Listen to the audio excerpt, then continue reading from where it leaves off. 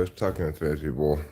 I'd like to start today's live stream by commanding you to hold your horses. Your horses are running all over the place, causing problems. You need to do a better job of holding them. Hold them lovingly. Hold them close to your bosom and love them, because they are your horses. Can I carry everything in one trip? It's probably a foolish dream of mine.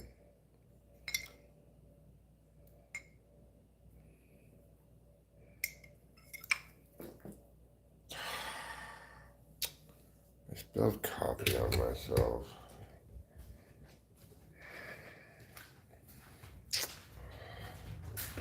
That's why they call me Bad Eric Brown.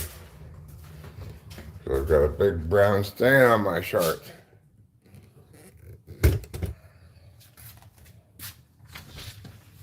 Big Bad Eric Brown.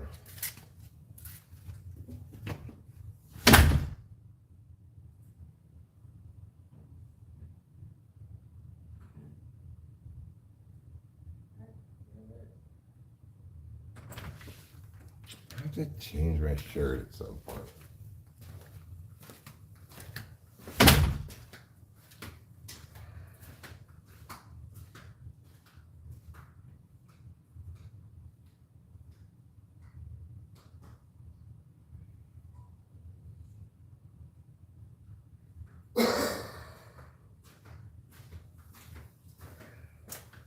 You try to carry everything at once, Eric, but it's time for you to admit you're not capable of that. It's time for you to just admit it. Stop lying to yourself. You can't carry everything at once. You need to make 2 trips at least.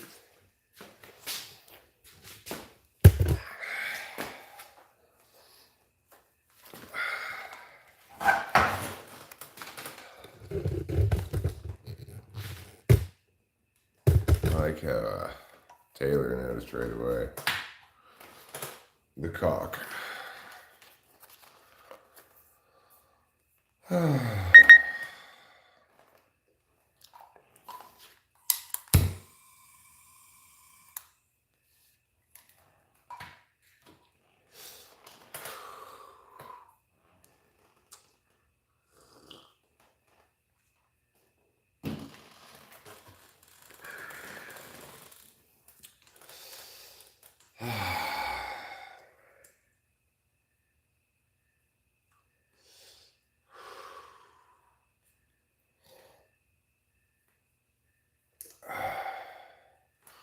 I'd like to go visit Taylor again at some point.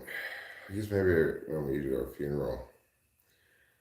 I had a fun time when I visited him in Kansas that one time. I actually visited him twice. But,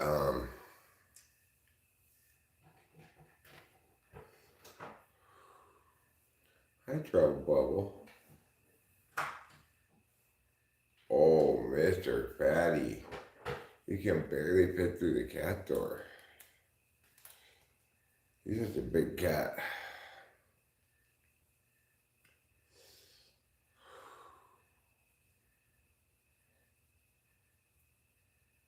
So I woke up early this morning. It's 4:20. Oh, almost 4:20. I think we know what's going to happen at 4:20. It's currently 4:18.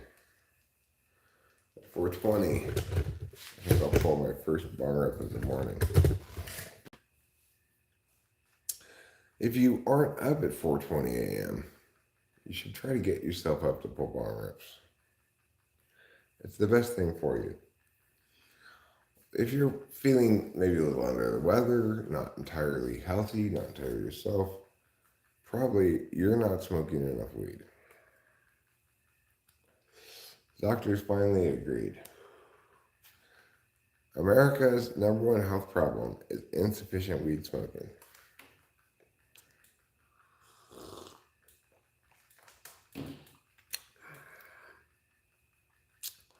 So I got gabapentin now, prescribed gabapentin. And I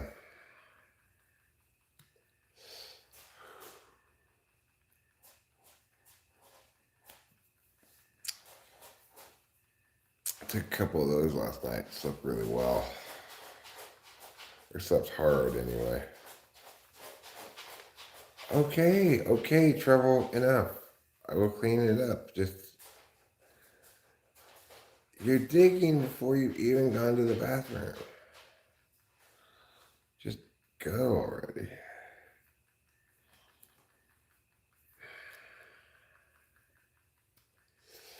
Cat is so much trouble.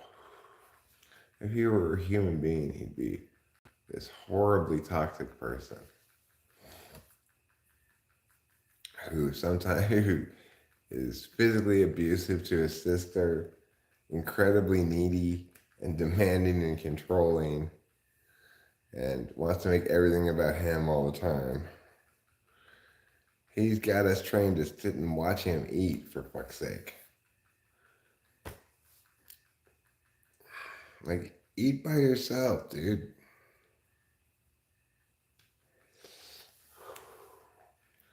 And there's another human-sized shit for me to clean up.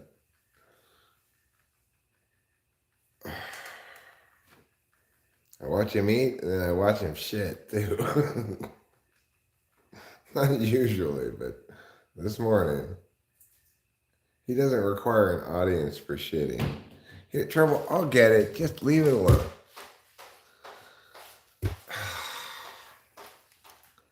Just leave it be. I'll get your poop, okay? Just leave it be. You're terrible at burying it.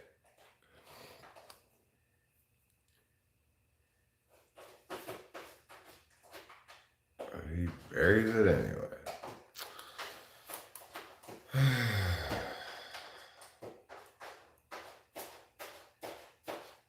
Okay, your shit's buried enough.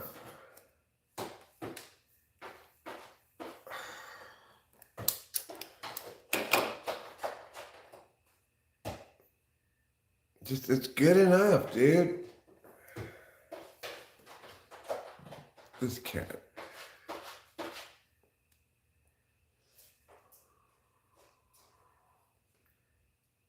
That's fine. Oh my God, will you get out of there already?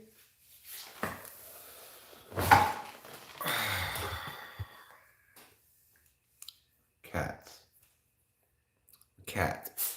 The other cat's fine. This cat, there's something wrong with him. You want to go back inside? Or do you want to stay out here? Going back inside. Okay, you went back inside.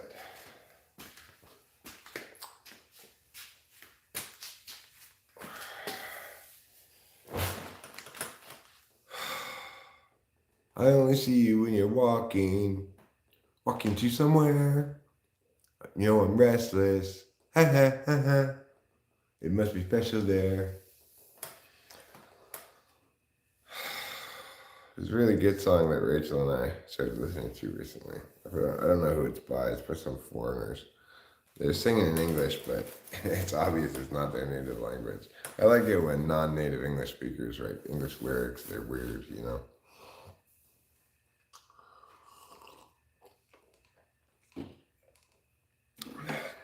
You're walking to somewhere. You're looking restless. Hey, hey, hey, hey. What could be over there?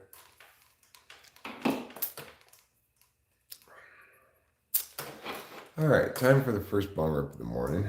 A lot of people say the morning's first bong rip is perhaps the best bong rip of the day. I disagree. I'll tell you why. Because it takes a couple of rips to get your lungs acclimated to the morning, you know? You can't just...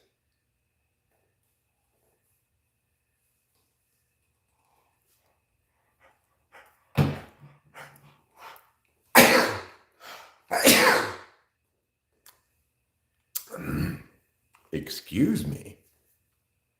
I sneezed. I used my nose to sneeze. Well, my mouth, really. Now we should be ready for this first bong rip of the day. Let's see how it goes down. Does it go down easy? Like small fry in an anime? Or does it go down hard? Like a level boss?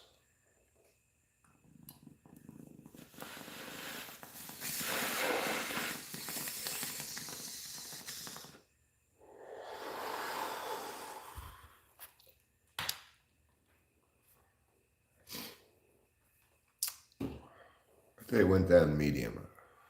I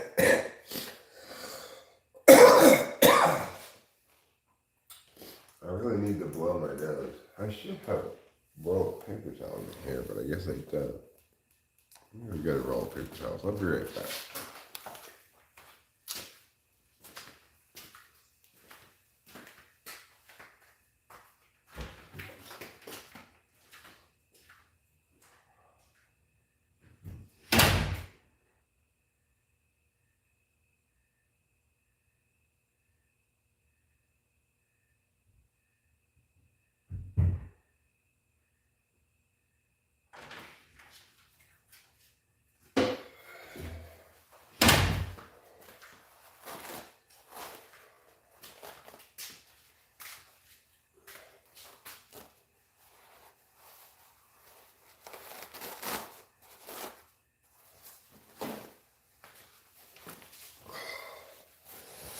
So, in talking to Dr. Ingram,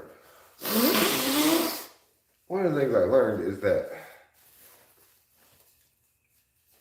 probably one of the reasons I like Vyvanse better than Adderall is that, Adderall is adulterated.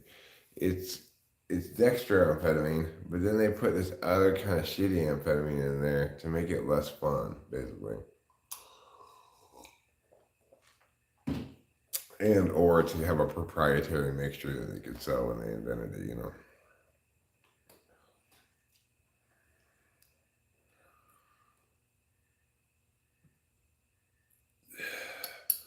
But in contrast, Vyvanse is straight dextro with a lysine protein added to you have to process it through the liver. So you can't smoke it, you can't boof it, you can't melt it in your mouth or anything like that. It has to be digestively processed.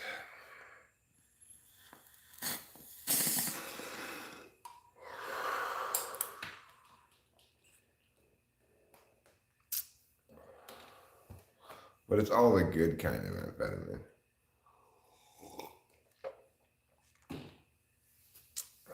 Of course, the best kind of amphetamine, if you're going to be honest with yourself, if you're not going to lie to yourself, is meth. Yeah, it's the best amphetamine. But other amphetamines can be fine, You don't need to do meth.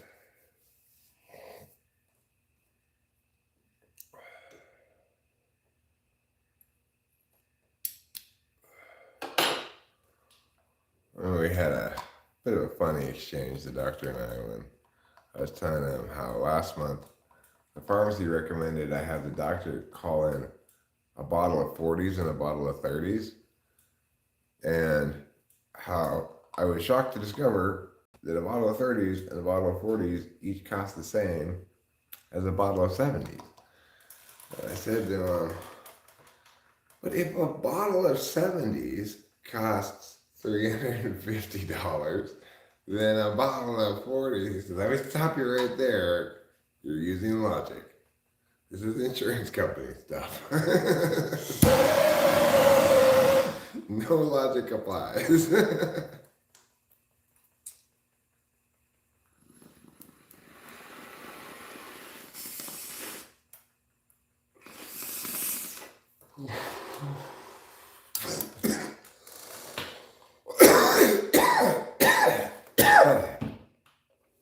But the good news is, Vyvanse just went generic, like just last month. So, I'm hopeful that I'll be able to get generic, which will cost half as much.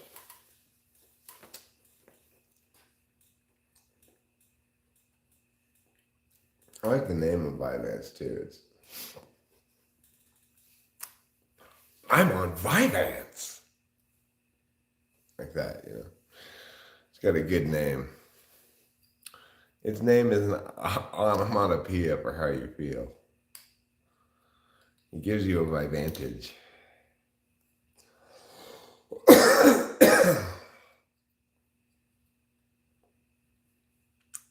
But, Rachel and I are pretty excited about the upcoming show we're going to go see. It's upcoming Friday. We're going to go see Jawny, Johnny. Live and in person in San Luis Obispo.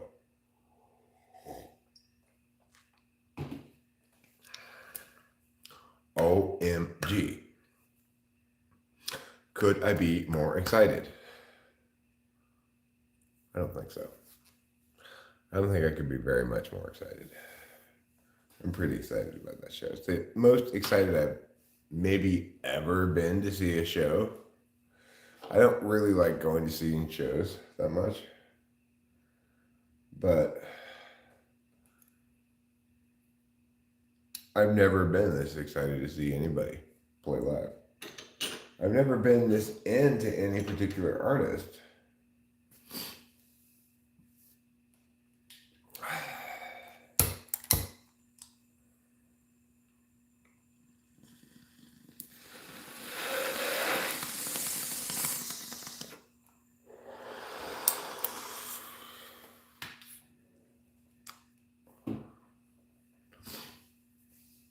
I remember way back in the day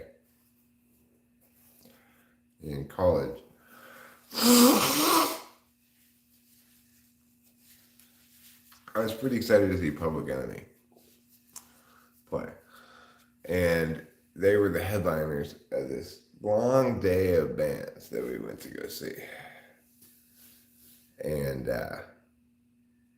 we toughed it out through a bunch of stuff. And time for Public Enemy to come on, and Ice-T, who went on before them, informs the audience after this whole long day, oh, Public Enemy's not going to be able to make it tonight. They missed their plane. Okay, could you have told me that like 6 hours ago so I could have left? Fucking Ice-T.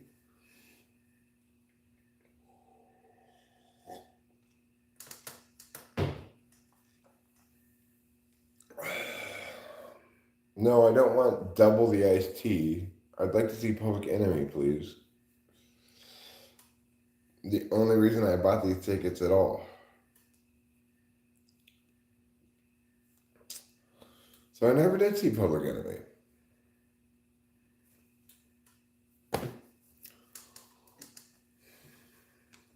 Pretty sad, huh? It was pretty cool seeing Fugazi. I saw Fugazi in a tiny venue. But I wasn't nearly as into them as I am into Johnny.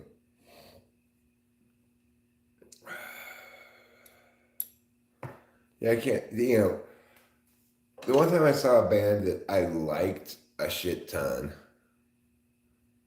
was They Might Be Giants when Delilah was in her mother's womb. We went to a show. We stood way in the back so the baby didn't get too loud on her. Which was Delilah, turned out to be the baby. I was pretty excited about that show. But I saw them at the House of Blues, which is a pretty small venue. They were good, but I was limited in how much fun I could have because I was worried about the baby. Because she was pretty pretty pregnant at that point. 6, 7 months maybe.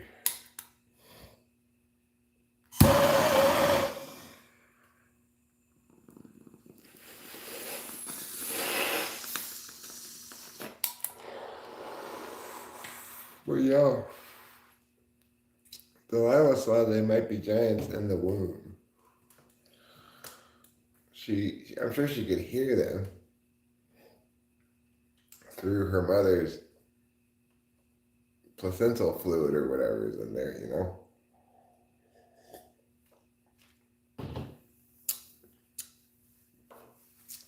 I wonder if it influenced her pre-birth at all in her music tastes.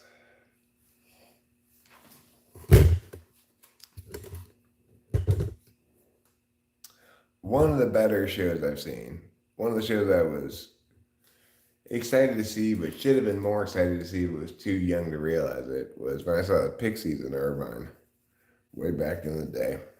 I was like 19 or 20. And it was the OG Pixies. And there weren't that many people there. And the Pixies just stood there emotionless and played the whole time.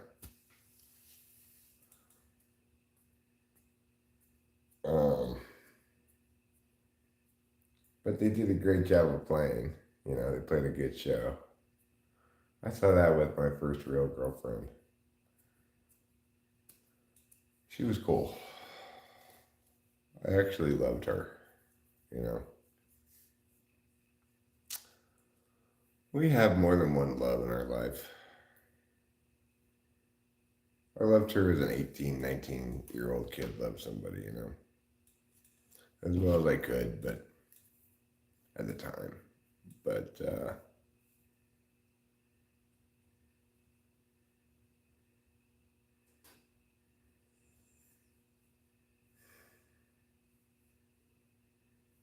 I used to dream about her for years after we broke up. But I don't anymore. Now I've got Rachel. And I love Rachel like I've never loved anybody. Like a mature man can love somebody. I'm not really a mature man, don't get me wrong. I am, admittedly, massively immature. But, you know, it's getting better. I'm growing up a little bit here and there.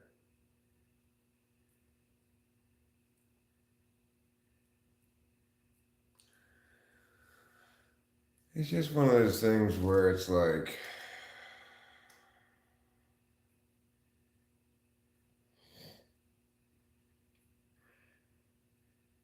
I have a tendency to get a little bored without drugs.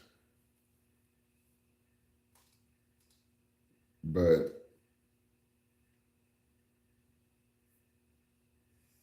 who doesn't?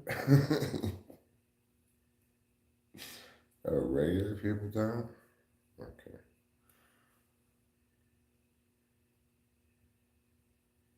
I wish I had some live ants. But I'll have to wait until at least Monday. Probably Tuesday, Wednesday, who knows.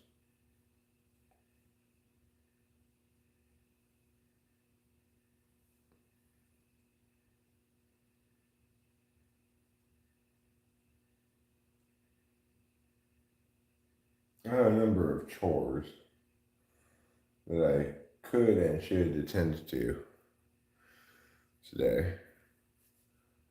It's also college football Saturday. And there are a couple of good games on starting at 9 a.m. that I'm interested in watching, especially LSU, Mississippi State. Because Mississippi State beat Arizona last week, and I watched that game. And I think they've got a good shot at upsetting LSU. I've got them picked as beating LSU on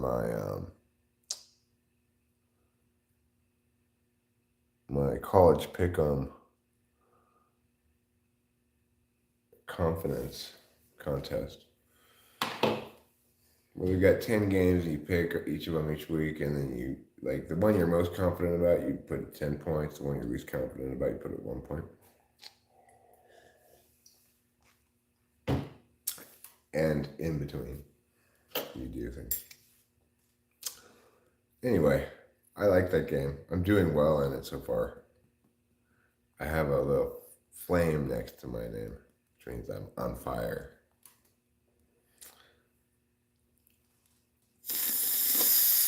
Either that or that I'm a flaming homosexual. One of the two. But I'm pretty sure it means I'm on fire.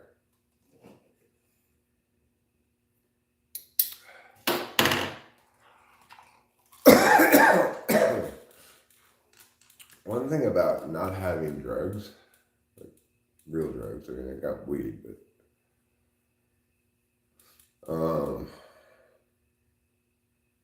one thing about not having drugs, I find that I have a lot more sex. Like every other day. Like clockwork. So, I don't know if it's good or bad or medium or what, that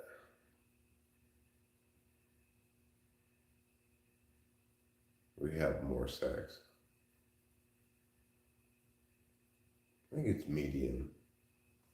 I don't think it really matters. But I could be wrong. It's one of those things that you really have to ask Rachel about. And it's one of those topics where everybody's sensitive and well, not everybody, but almost everybody is somewhat sensitive and insecure about sex, you know. It's really easy to hurt someone's feelings about the topic, you know.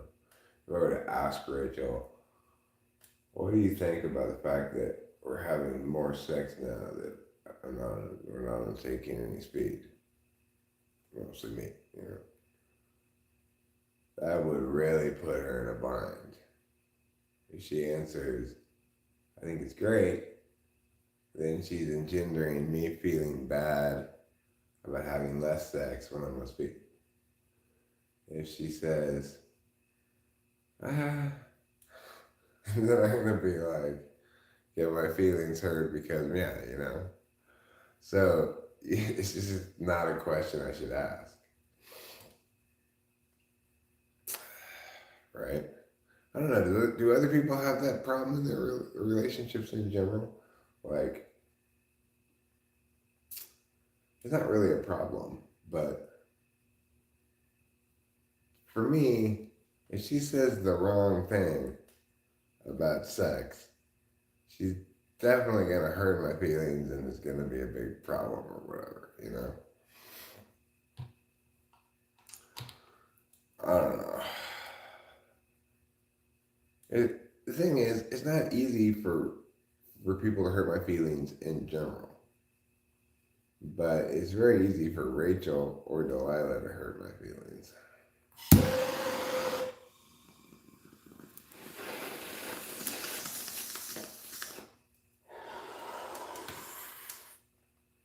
I'm worried about my friend Corey. I've contacted him a few times, haven't gotten any response. I did get one. He called me one day. I missed the call, but it's like I called him back like 1 second later, and he didn't answer. I've been trying to contact him since, and I haven't been able to get in touch with him. So I'm a little worried about him.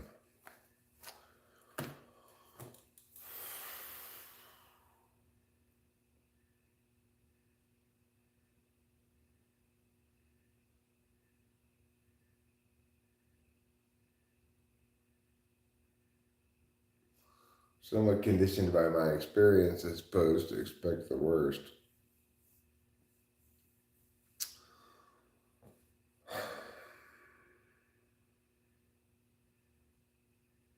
Or fear it anyway. It's almost 5 in the morning, quarter to 5. It's good.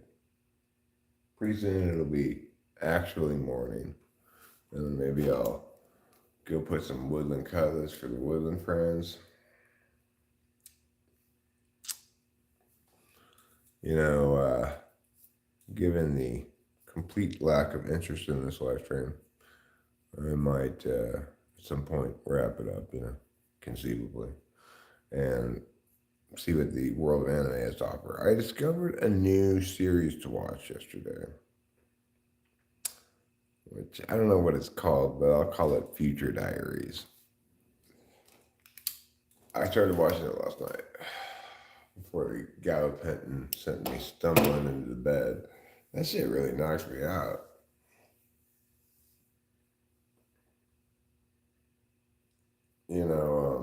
More so than Klonopin ever does. Gabapentin will put me right to sleep. Well, not right. It takes like an hour to fully kick in, and then it's just like, wow.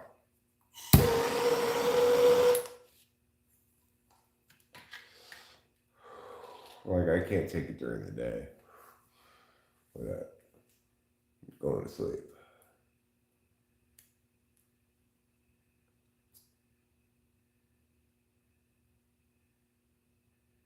It's smoky in here. I need to turn on the fan or something.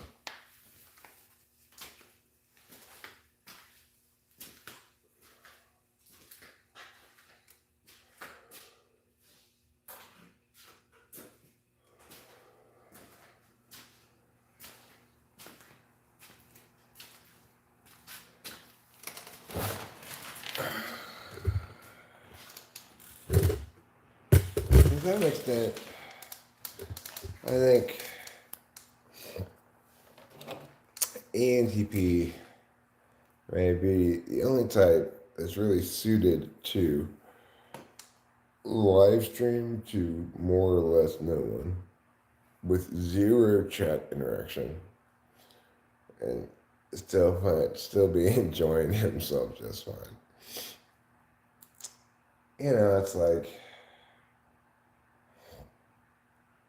if I run Naked and Afraid in the evening, they leave you overnight with cameras to film yourself, and there's no camera crew. If you ever were on Alone, they require the participants to do all the filming themselves. They don't have any camera crews,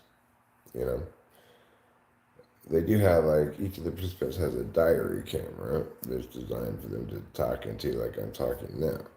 And each of them seems to say at some point during the season on Alone, I don't know what I'd do without you, diary camera. You give me somebody to talk to at least. Well, I feel the same way about live streaming. It's nice when it talks back, but it's like God. Sometimes it doesn't.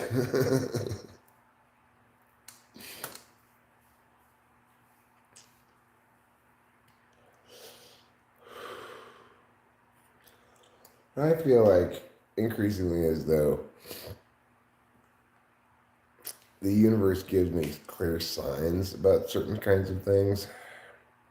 Like yesterday, I was receiving a clear sign from the universe. Do not go to Rite Aid. Go to Pioneer Market Pharmacy. The experience for that pharmacy was so much nicer, etc. Even though Rite Aid technically had the vitamins yesterday, and if I had fought adequately and or schmoozed adequately, I conceivably could have made it happen. Because probably what she was doing is not allowed, right? She was telling me, yes, we have it, but you can't have it because we have existing patients and we don't want any new patients taking this drug. We need to save it for them. I'm like, well, why don't you order more for them when it's their turn? She's like, well, we don't know if we're going to be able to get it. I'm like, all right, fair enough. I didn't fight at all. I just, all right, fair enough. So I just went back to Pioneer Market. She's probably thinking, I'm just pharmacy bouncing. She doesn't want to accommodate me or whatever. I'm actually looking for a new permanent pharmacy. Well, the man with the great machete, what the universe was telling me there is you can be old style Eric, fight, and maybe win, maybe not. But that's not your style up here. You're not trying to make trouble in Mariposa. You're trying not to make trouble. And everything about the supermarket pharmacy was nice. Everything was pleasant. We walked right up to the window. Yeah. They weren't on the phone, etc. So they weren't looking harried as everyone was at Rite Aid. And I didn't feel ignored / not wanted, as I definitely did at Rite Aid. So I just said, okay, Eric, be patient. Just wait for your drugs to come in. Use the pharmacy at the supermarket and trust what the universe is telling you here. You don't need your Vyvanse today that badly.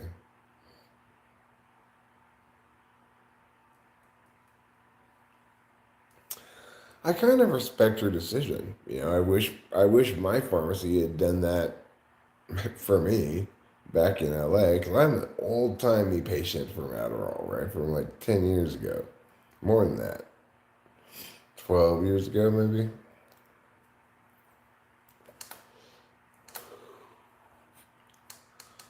And my pharmacy never protected my prescription because I was an existing patient from new patients, right? Um, it's something I suggested on a stream a long time ago. This should be their policy that whoever is the oldest existing patient goes first, gets first priority. But then it happened to me. Then it was applied to me in the other way. And I was like, well, fair enough. Anyway, the Rite Aid's not bad. It's better than a CVS in terms of the store, okay? But in terms of the pharmacy, it's like, oh, I know this. This is CVS. Because I heard them on the phone saying, like, yes, we got the prescription. Yes, it's due. It won't be ready before 4 p.m. Maybe today. Well, if you're coming in tomorrow, call first and make sure we filled it yet because we're very busy. The lady on the phone is telling people, it's like, okay, do I really want to go to this pharmacy? It sounds like a horrible place to me.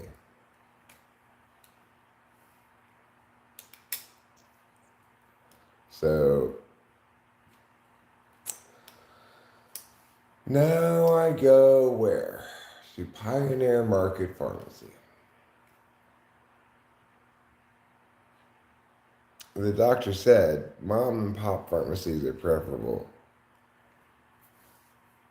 Well, because they're not big companies, they rely on actual people's business to make money. So I got the gabapentin. I got 60 gabapentins for $13. Like that drug's so cheap, right? The Vyvanse will be, if I'm lucky and I get generic, it'll be at least $175.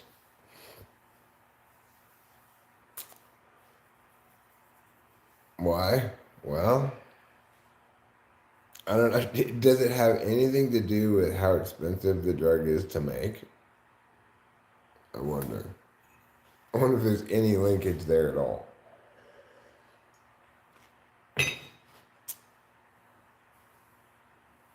No, 60 pills. I don't know what the milligram number is.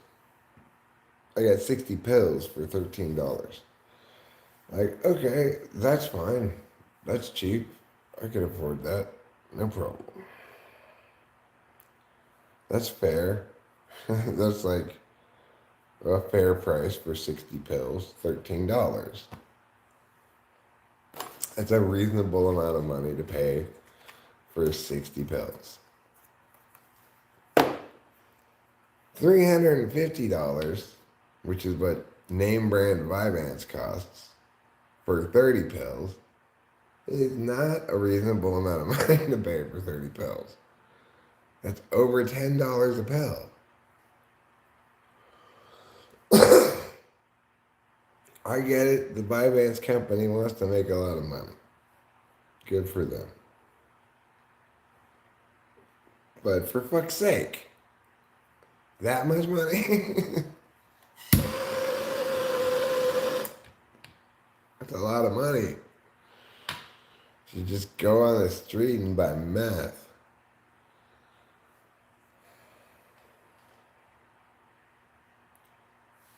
Well, what are you going to do?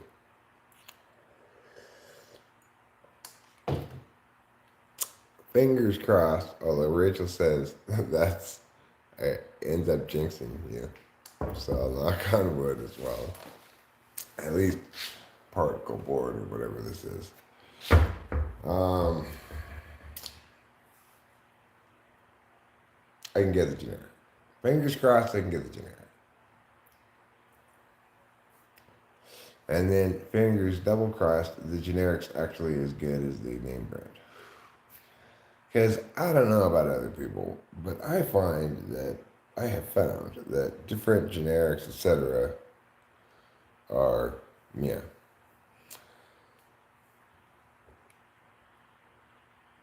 Hi, Sean Ryan Barron. Hi, Ivar. Eric, do you think it's wrong for a couple to watch porn together? No. I've not done that. Recently I don't do that. But I mean, the problem with something like that is it's unlikely to be exactly mutual. Like, it's likely that one member of the couple wants that more than the other member of the couple does. But not necessarily. Like, for example, it's likely if you go to see a show that one member of the couple is more enthusiastic about the band than the other in almost every circumstance. But that's not the case for me and Rachel. We're going to see Johnny, and we are both independently just as going apeshit over this guy as each other. Like, we're independently of each other just as huge fans of him. And we're going together as a couple to the show. That's probably very rare. Now, we didn't discover him independently. In other words, I guess I discovered him because, for me and Rachel, I mean, because I'm the one who goes and searches random YouTube songs periodically to find good ones to put on the playlist. So, after I found a couple of his singles, I actually ended up going and checking his new album out, and I was just blown away, you know. I played it for Rachel. She was equally blown away. We just sat there and listened to it a couple of times in silence, just like kind of guardedly trying not to just say, oh my God, exploded enthusiasm too prematurely, you know. But that's all we could do because it was so fantastic. And his new single that he released like a week ago is also fantastic. It's called Boy Scout. The first time, and crazily, this doesn't usually happen. Almost never does this happen. The first time I heard it, I was like, I'm not really sure about this song. I don't really know what to make of it. But then, like, the third time I heard it, I was hooked.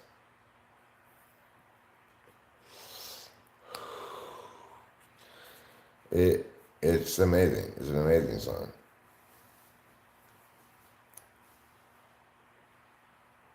So it does happen that two people independently have equal enthusiasm for some external thing, right? Does that happen with porn and a couple having sex? Well, it might. And if it does, then there's nothing wrong with it. But if it doesn't, then it's probably not a good idea. And I'll tell you what's never a good idea is to have a threesome. That's how Chelsea Handler's last relationship ended. They thought they'd have a threesome to mix things up a little bit. I can't even imagine doing that. It would be horrible. It would be the worst thing ever. So, that's why I'm not going to ever do that. Rachel feels the same way. Would you eat a taco with raw broccoli, raw onions, and raw cabbage in it? Probably, but I probably wouldn't like it. Now, is that the only thing that's in it? Does it have anything else in it besides broccoli, onions, and cabbage? I'm assuming it's got meat too, right? And cheese. If it's got meat and cheese in it too, then okay. I because of how they teach it.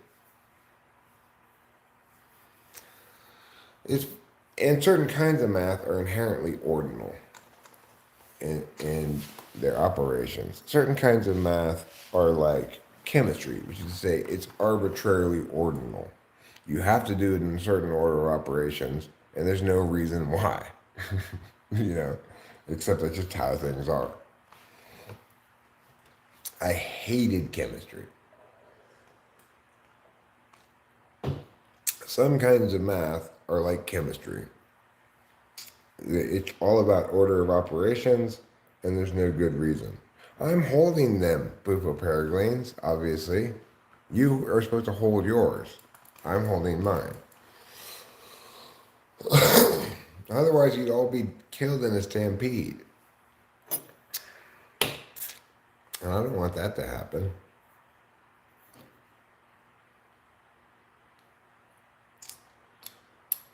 We're going to pack a bong rip into the bowl. Yes, yes, we are. We're going to light this bong rip here with the pole. Yes, yes, we are. Oh, bong rip, oh, bong rip, oh, bong rip for me. Cause why? Because why? Cause it's 4:43. It's actually 5:03, I should have said.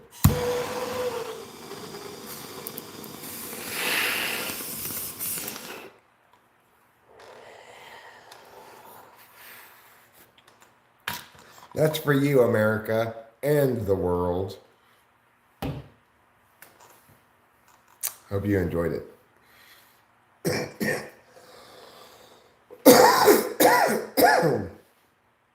Why do they call it maths in the UK? Because they don't know how to talk right. Yeah.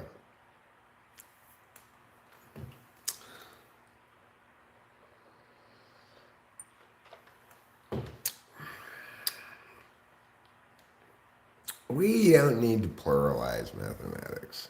Sure, algebra and geometry are different mathematics. But just call it all math. Why not?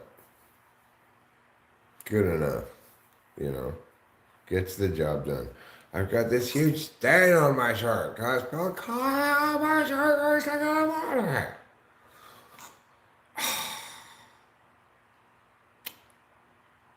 Now what am I gonna do?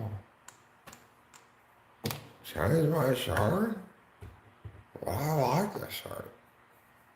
It says, talking. Yeah. Ramo, us.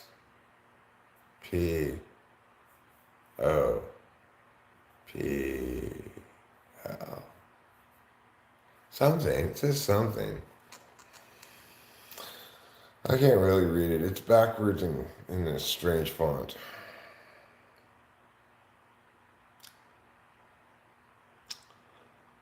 It's beginning to look a lot like Christmas here upon my shirt, which covers my breasticles, which A cups will be full. You can see my nipple through my shirt.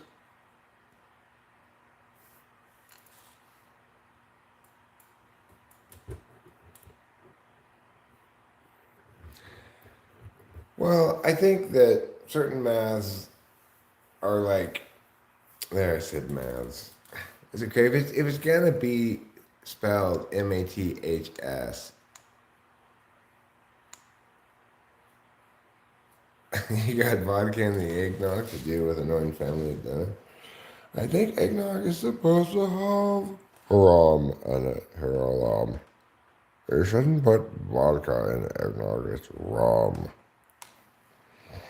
You got the wrong liquor. Shame on you. Shame on me for this stain. It's a horrible stain.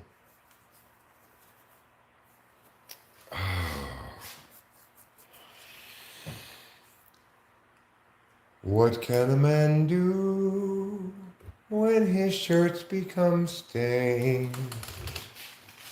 Whatever shall you remind me of Spain? And if you don't like that, go eat some paella. Because I'm telling you, nothing could be gayer. Nothing could be gayer than paella in the morning. I think we can all agree on that. I'll tell you what, let's do something kind of shocking, kind of rebellious, perhaps. No, geometry's the TI thing. Geometry is the exception. Geometry is about proofs and logic and stuff like that. That makes good sense and is TI sense. It's not dumb TE stuff.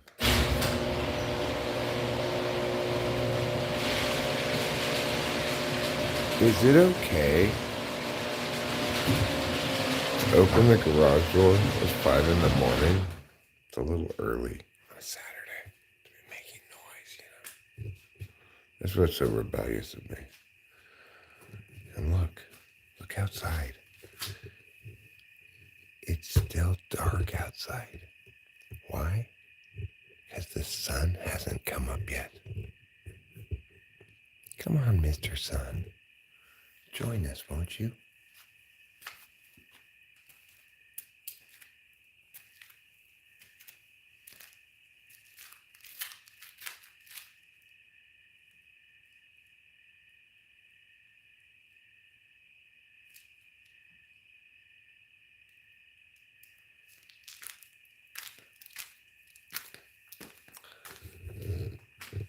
I'd like to get some binoculars or something.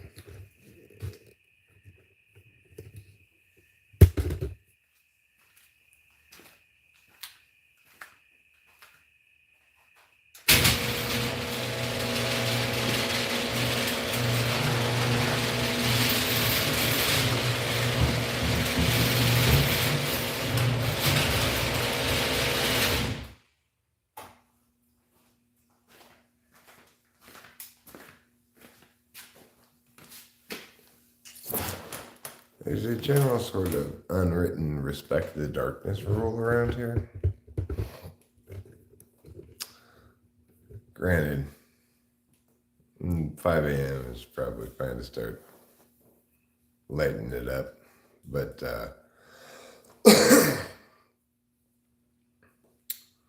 I try to keep it dark. Darkness coming out of the house at night. Keep the forest dark. Reduce light pollution. Try not to make too much noise. Certain days of the week, it's like it's fine. People make noise.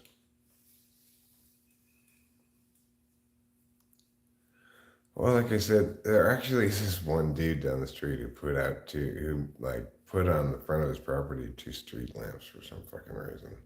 But there's a general rule that's unspoken to respect the darkness somewhat. So it puts some lights in the forest. Trust me, you try weird folks are not allowed. Degenerate scum should be given life sentences, bish. Not around here. We're at the very end of a long road. Back here is all private property, and a bunch of people who are like with signs like trespassers will be shot. Trespassing life sentence. Well, it's worse than that if you trespass around here. You could find yourself with bullets in you. I don't know if that's legal or not, but people don't mess around, you know. And being at like the very end of a very long road, where we are is really like there's no reason for anyone who doesn't live here to come back here unless they're working here or delivering something, you know. It's not someplace that anybody ends up unless they're lost or they live here or they work here, they're working here or they're delivering something.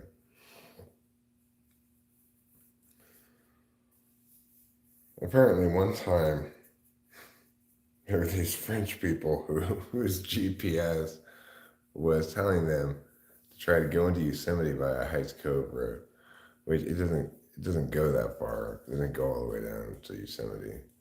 But what happens is at a certain point it turns into a spot. It ends, and you can a little bit before it ends, you could stop potentially and park your little wilderness car. I'm not sure, but I've been there. But then there's a trail called Heights Cove Trail that goes all the way to Heights Cove, which is like basically in Yosemite.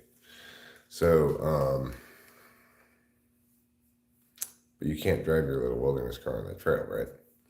So these people took their rental car down Dirt Heights Cove Road, which is a dirt road, and of course it gets gnarly, and they got stuck, and then they only spoke French.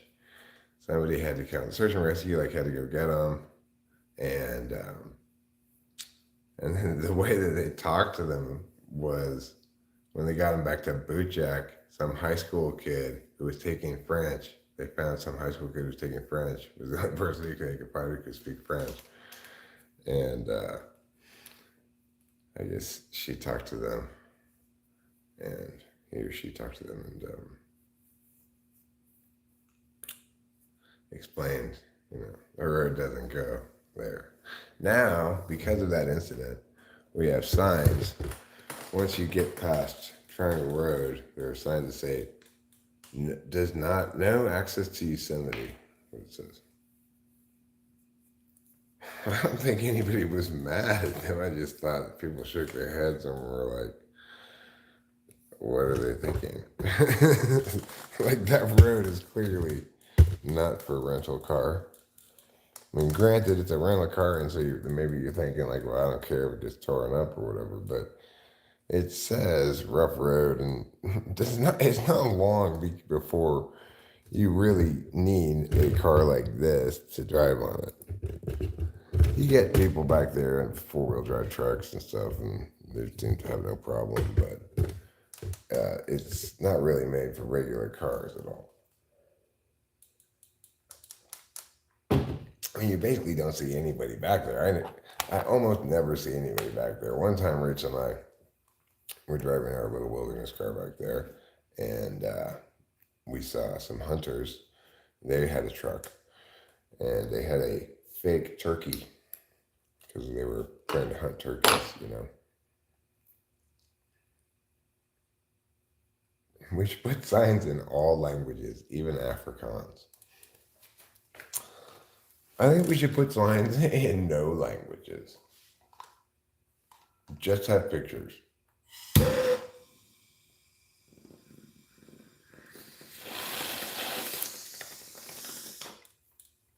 What do you think?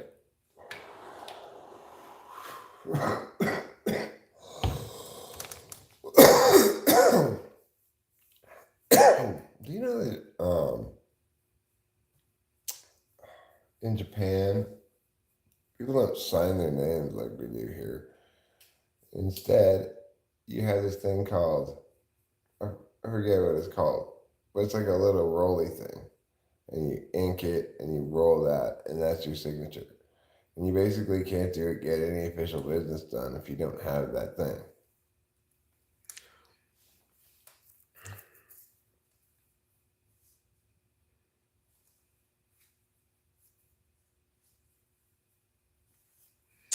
Oh, I'm sorry to hear that. It's a sad story here, Alan. He was terrible at it. Well, I took my rifle out one time and I put up a target, and I hit it 1 out of 5 shots. I could even show you the target with the hole in it from quite some distance away, actually. Although Tiffany insists it was she who hit it, not I. She might be right. She did take one of the shots. It's hard to say which one of us hit it, which shot hit it, because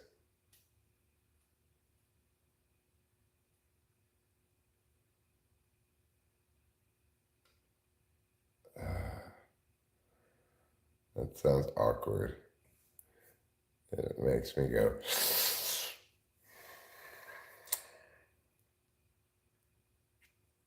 Well, anyway, I might take my rifle out again someday. It's conceivable.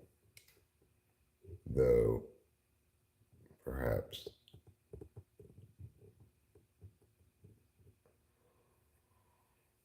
I don't think they really grow around here, but they might. But even if they did, well, if they grew around here, I would eat them. And I'm sure it would be a much more like spiritual experience or something, because I would have found them myself and picked them and eaten them myself or whatever. It's more like a massacre, huh, Carolyn? More like a slaughter. You should call it mushroom slaughtering. And the mushrooms just stand there and say, wait, no, no, no, no, ah! As you pick them.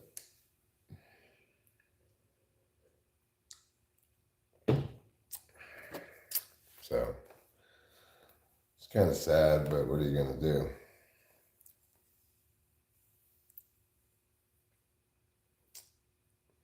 No, the word is slaughtering.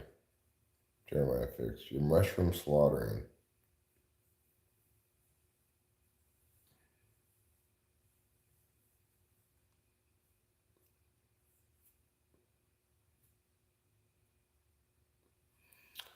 Anyone ever seen Attack of the Mushroom People? I fell asleep watching it once and had really glitchy dreams.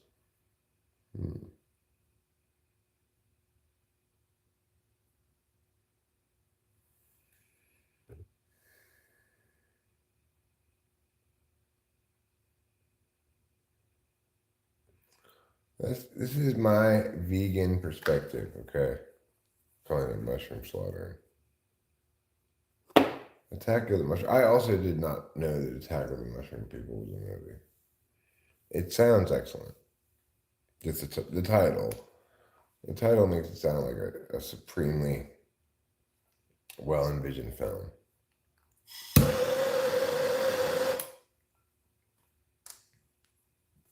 Sure, it's not as great a title as. Oh yeah, I'm not that much of a wild whatever picker. We do eat the berries around here that are, I don't know if they're blackberries, I think probably. Could be like, they're, berries that are made of the little balls they look like a bunch of grapes, kind of, but they're just one berry. One of those kind of berries. And they're quite delicious. We've eaten them multiple times. So they're safe to find to eat. But I don't know what they're called. Probably blackberries.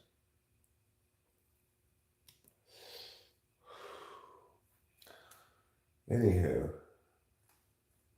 the whole generator thing went fine on Thursday. We knew we had to operate without PG&E power for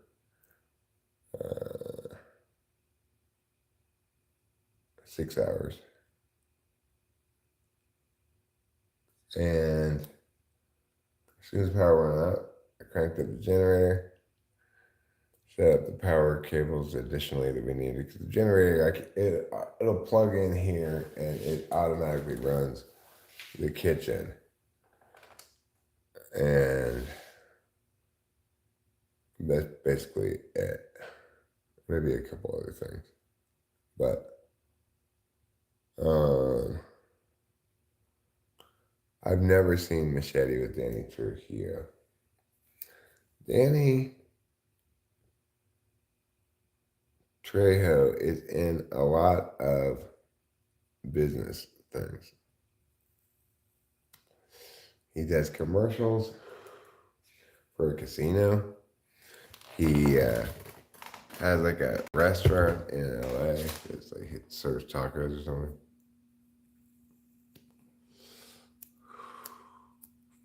He's a busy man. So keep that in mind if you're trying to schedule a day of sitting at the park with Danny Trio. He's a busy man. He's not going to have time for that.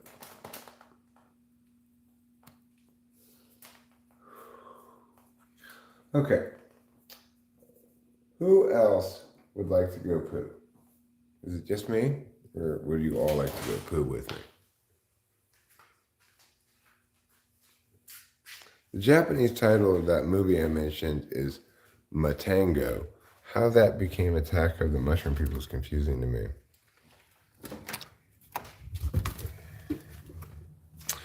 Oh, really? I didn't know that. He was a real criminal in early life? I had no idea.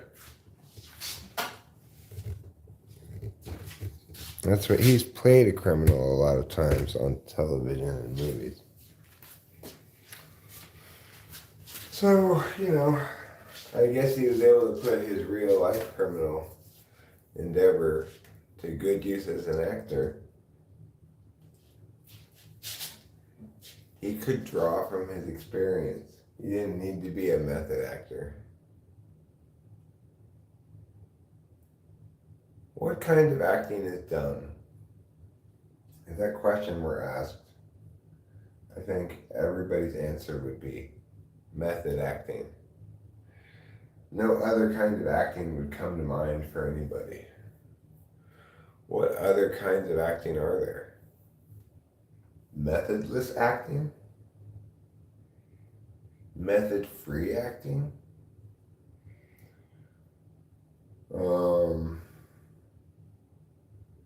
I can't even think of a single other kind of acting that there is besides method acting. Does anybody else think of another kind of acting?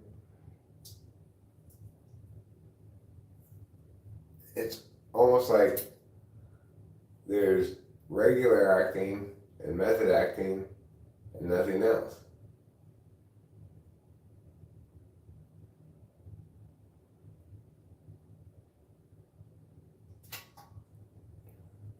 You maybe hear the plops of my poops.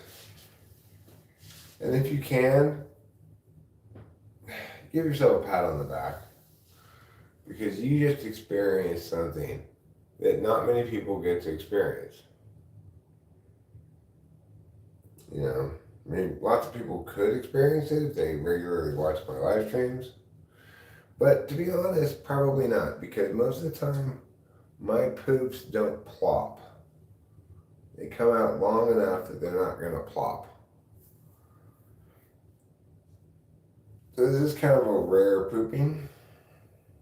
And the fact that there's only a few people here, that makes this one of the rarest and most valuable experiences in the world.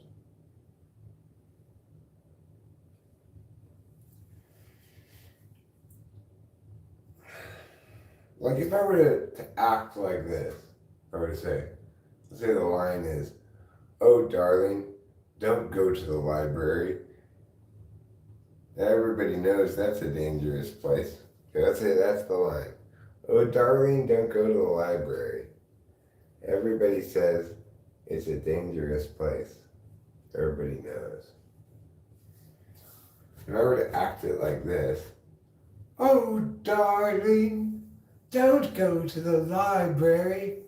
Everybody knows that's a dangerous place." What kind of acting is that? If it's not method acting, and we're going to assume it's not method acting, right? Because it's unlikely that I would have accidentally stumbled into whatever method acting is using in just that one example. So, and the things I do know about method acting are not at play here. I haven't been trying to live as that character. I have no idea who that character is or whatever, you know. So, what kind of acting is that? I'll repeat the acting so you can evaluate it again, okay? And try to give it the same as last time. "Oh, darling, don't go to the library. Everybody knows it's a dangerous place." Okay, so there's your example of acting. And your job is to tell me what kind of acting it is if it's not method acting. Is that acting from the D'Angelo school, for example? You know, in Japanese cartoons, everybody comes from a different school of sword using. And they all have their own approaches, body of techniques, etc. Is that the same for acting? I don't know. I don't know. Why don't you know? Probably because of my lack of knowledge. Why are you still sitting on the toilet? Because now I have to pee.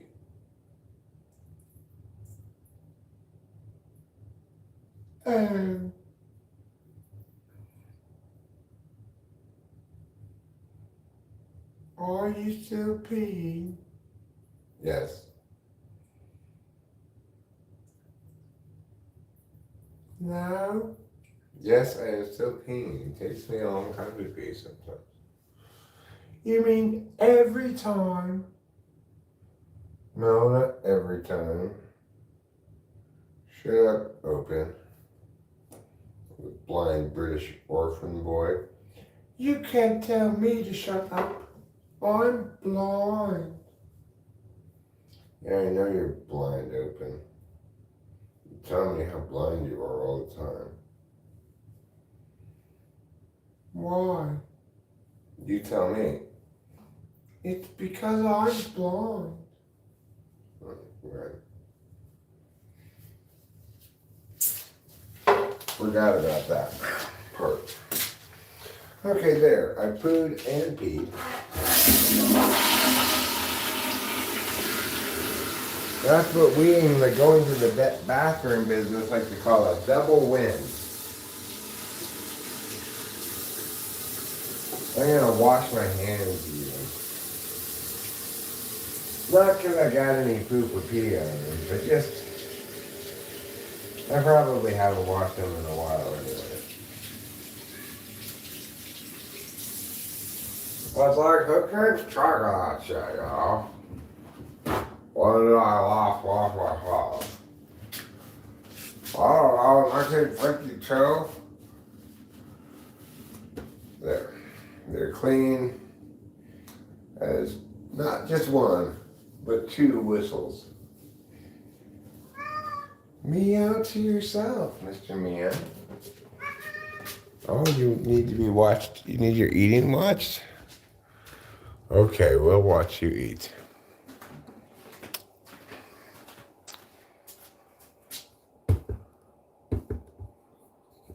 Well,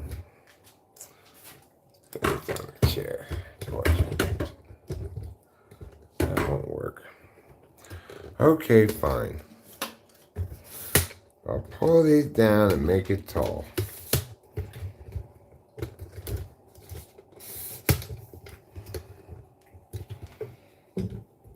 There, now it's tall. There's the cat. Okay, we're all watching you eat now.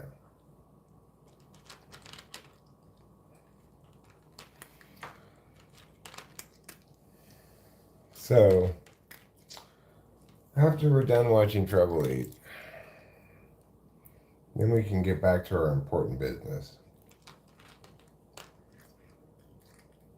We had a time of technical difficulties there where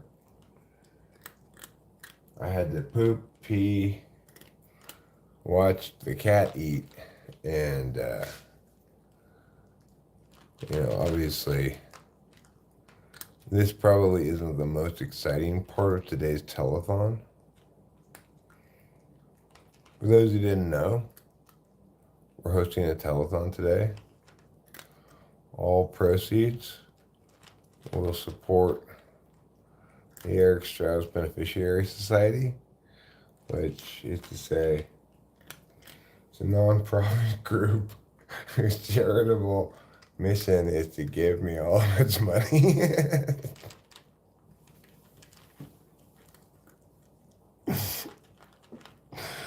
So that's pretty good of them.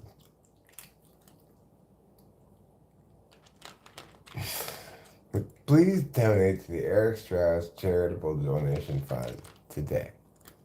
All proceeds will benefit Eric Strauss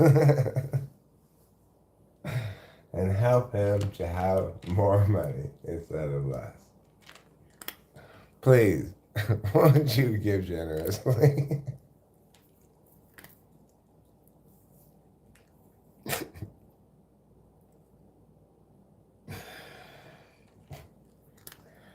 It's ridiculous the way other YouTubers. Well, I guess I'm thinking specifically of C.S. Joseph. Oh, wonderful cat. Yes, you're a majestic man. You're a man filled with majesty. Look at that majestic man. He's so filled with majesty. And he's eating with such fervor. Have you ever seen such fervent eating before? What kind of acting is this? Trouble, are you acting right now? You think he's really eating or just pretending to eat? I think he's acting.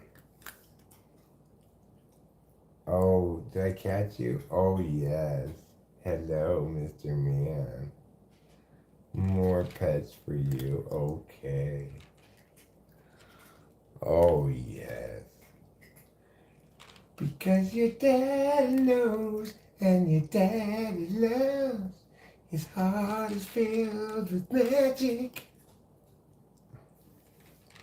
Oh, yes. What a good Mr. Man. Rachel just pets the shit out of this cat when they go to bed at night. And he doesn't get too fussy with her or anything. He's really become a big love muffin. He used to be a street cat. Hi, Trouble. Yes, Daddy loves you. Go have some water. Go have a drink. Show us your butthole. There you go.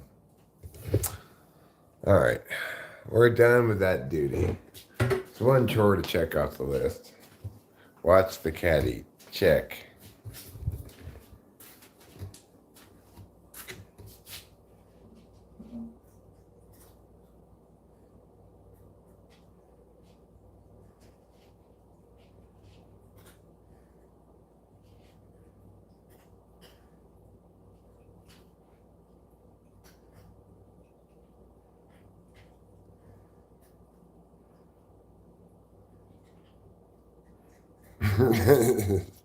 Dumb acting.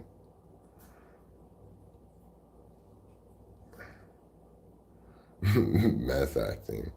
You don't grow old in that business.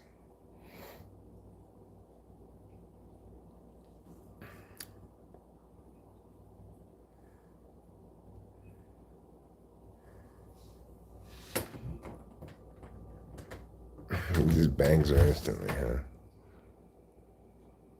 Hi there. How you doing? Bend over. That's what I would call insta bang.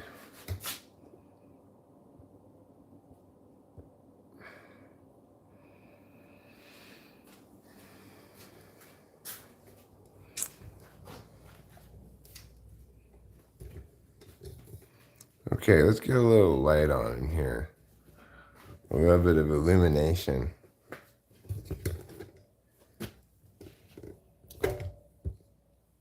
Don't worry, I got my modesty pants on.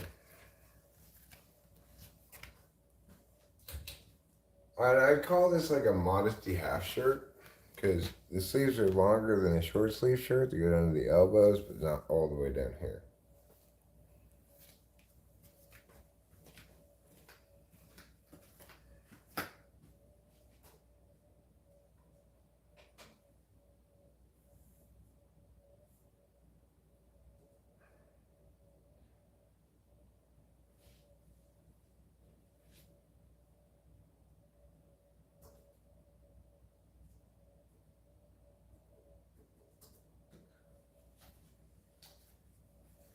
Okay, there.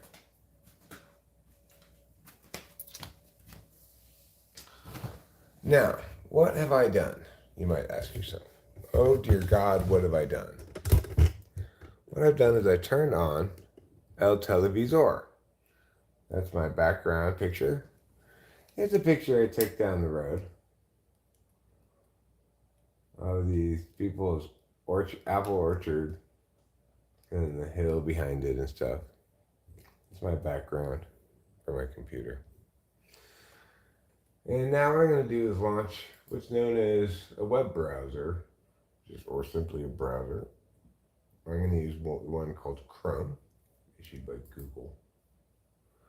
And then I'm going to go to my YouTube channel.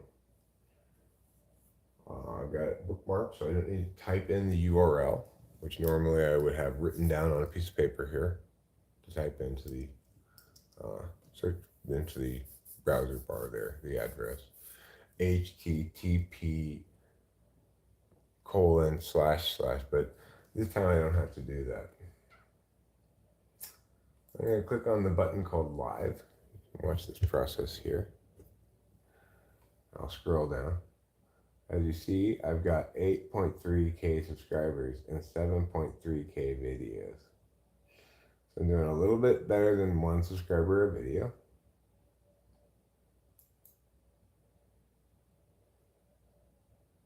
And here we are. We're going to pause this so it doesn't take up any internet. Yeah. And now I can read the chat. I'm going to put it on live chat. Live chat, I guess it says, I'm living a chat man's life. Just let me be. Whew. Well, that was exhausting. That's about all the SE I have in me right now. I'll probably need to go back to bread before I begin watching football this morning. but maybe not, but maybe. So it's one of those situations where it's a but maybe kind of a situation, you know?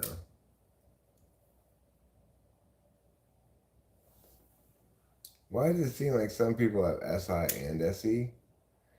Well, probably because they're either SI DOMs or SE DOMs. Just like it should seem if you're evaluating things correctly, like I have both SI and NI. 4 or 5 has fluency in both. From a third party's perspective, maybe from your own perspective as well. Although you tend to ignore the fifth one.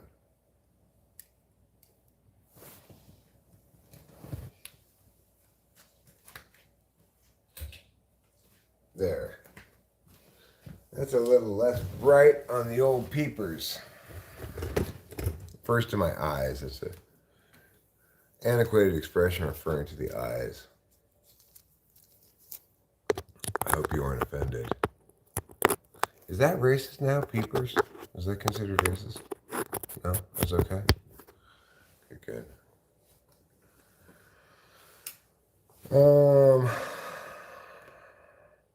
Chatman Crothers. So we certainly do have a lot of cone putters around, you know, putting cones, etc.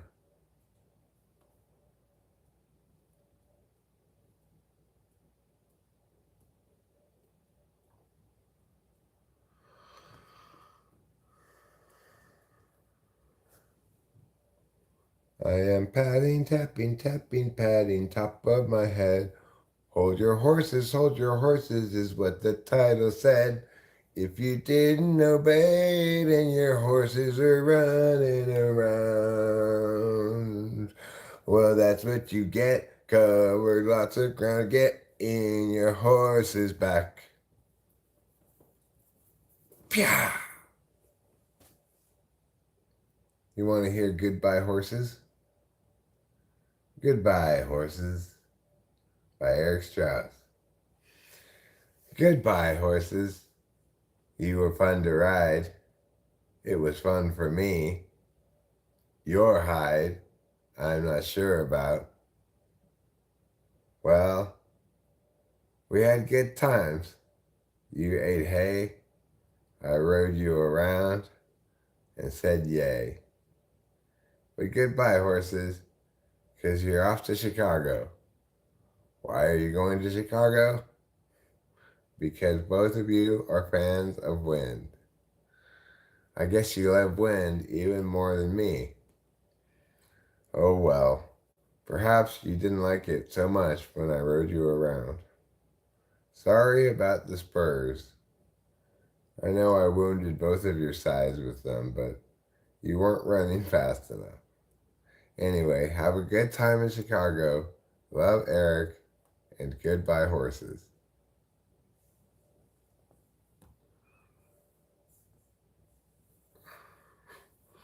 There, now you've heard goodbye, horses.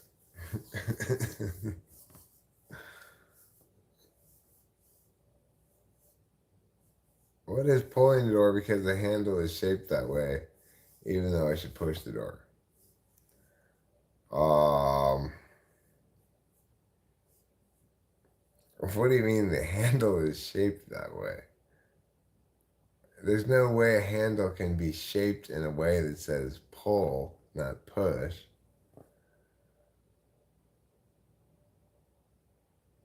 I mean, this is like a car door handle, right? That's obviously pull. But even that could be push. You could lift up and have to push in. I don't believe this notion that there's a handle shape that implies pull,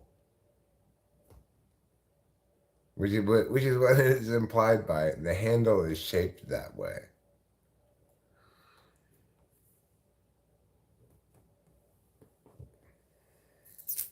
And really, the car door, if you do lift up that really suggest that the corridor should go up, right? Maybe you should be like lifting like a sliding thing that goes up like a garage door, not that it opens like this. If you are going to take implications from the directionality of the handle, it's shaped to be pulled. Well, what shape is that? Draw me a picture of it. It's the L shape? Well, I mean, that an L shape could be meant to go down and then pushed. It could be meant to go up and then pulled or pushed. It could be meant to go up and then slide this way. It could be meant to go down and slide this way. It could be meant to go.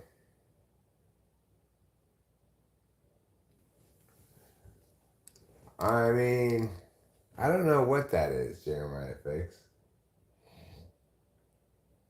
I think that you having an existential door handle crisis.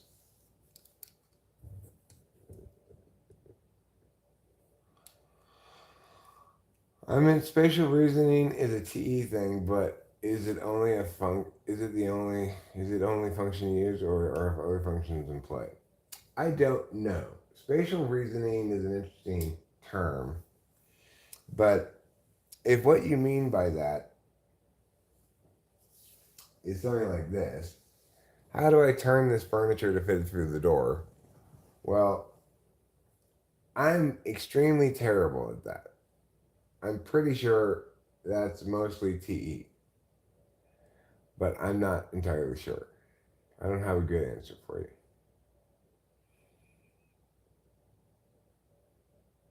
There could be some SE to it too, you know.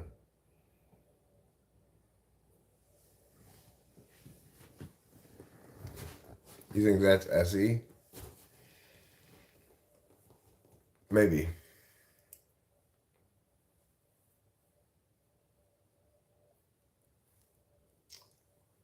I thought SE was humping. Humping is a multiplicity of functions going to play when humping. Humping involves lots of functions, your relationship with those functions, your values, etc. It's hard to summarize humping.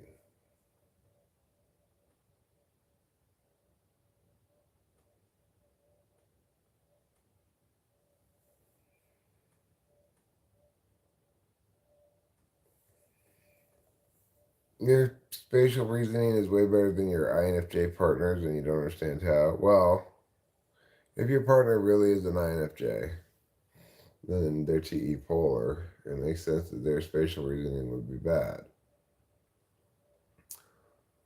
Like, here's an example of an INFJ struggling, right? Rachel and I had eaten berries with a little bit of cream on it and some sugar on top of it. And she wanted to eat it again. We had the ingredients. I said, well, you make it this time, huh? I don't feel like getting up in it. And she's like, okay, fine. How do I make it? Now, I should have answered that question possibly with think about how it looked last time, if you can remember, and make it look the same. But instead, I said, you just pour the cream until it just covers the berries, and then you put the sugar on top. You sprinkle a little sugar on top. Well, she ended up like using the whole cream thing basically and splitting it in half between two bowls, so it was like these just massive amount of cream. I was like, after about it, she's like, well, I wasn't sure what you meant by cover the berries. I mean, just enough to where it just covers the berries. You know, she got it so horribly wrong. If I had said to her, remember how it looked last time we ate it, make it look like that. Um, we're talking about heavy cream here with a Peregrines. You you eat so much of it, and then you start going like, "Oh my god, this is so heavy."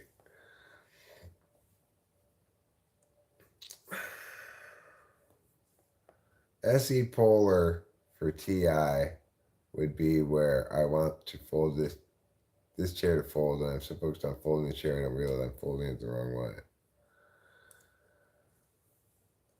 I mean, yeah, that kind of stuff happens. Well, I mean, I struggle with which way do I fold or unfold this chair quite a bit as well. I don't think I'm SE. I mean, I know I'm not SE Polar, but I'm not sure if that's an SE thing or a TE thing. It's hard to say. All right. The phone is a little low on electricity, but we need to go outside.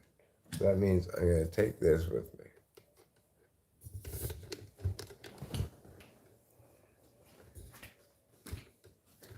And plug it in out here. And that's what friends are for. Meow, meow, meow. Meow, meow, meow. I'm going to be quiet now because it's early in the morning on Saturday. I don't want to be the bothersome neighbor. I want to be the botherless neighbor. One who doesn't bother other people. And doesn't get into arguments with them. Did that work? Is it charging? For some reason I think this plug doesn't work here. If I remember correctly. Maybe it's that one over there that doesn't work. It didn't seem to make any noise. It says like pew pew or something like that, you know?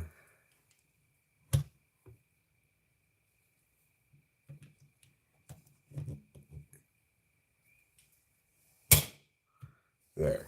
Now it's working, I think.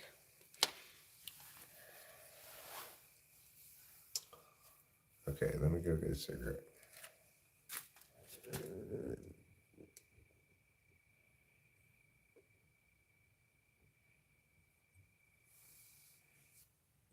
And then we'll play movie scene, okay? I'm gonna make a movie scene where I come walking around the corner here. Get ready for a movie scene, okay? It's gonna come out the other door and I come walking around. And you'll see a very cinematic shot of me walking down the thing here.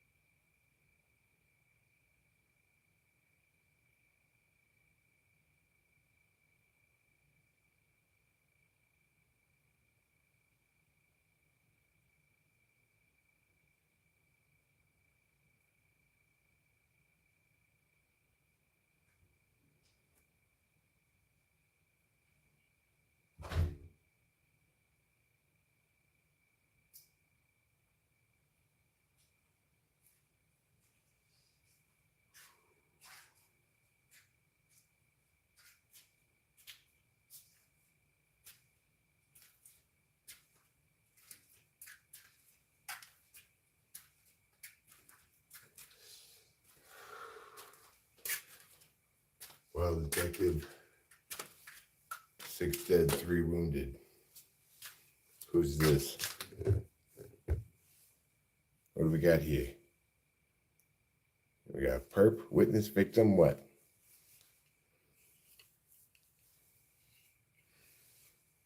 Detective Douchebro Dickweed.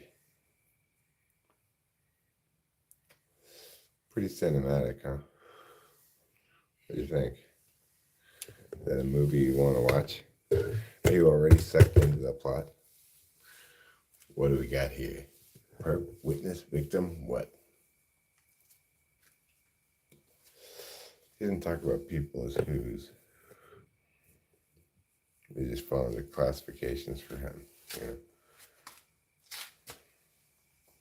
They're either a perp, a witness, a victim, or in my way.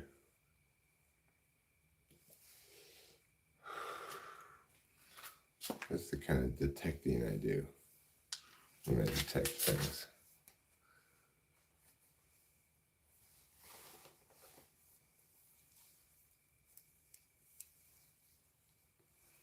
Yeah, I have Michelle Shock to thank for that. She's the one who named me Douchebro Dickweed. Pretty great name. Leonard Cohen's not dead? Hurry up, Leonard Cohen.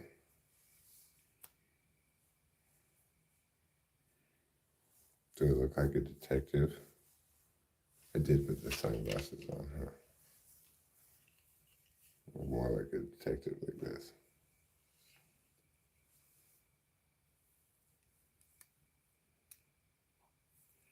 Look, to me, you're one of 3 things. One of 4 things. You're a perp, in which case I'm going to take you down. You're a victim, in which case I'm going to get justice for you. You're a witness, in which case you better testify. Or you're in my fucking way. I'm douchebro dirtbag. Douchebro dickweed. Sorry. I'm douchebro dickweed. I don't put up people in my way, okay?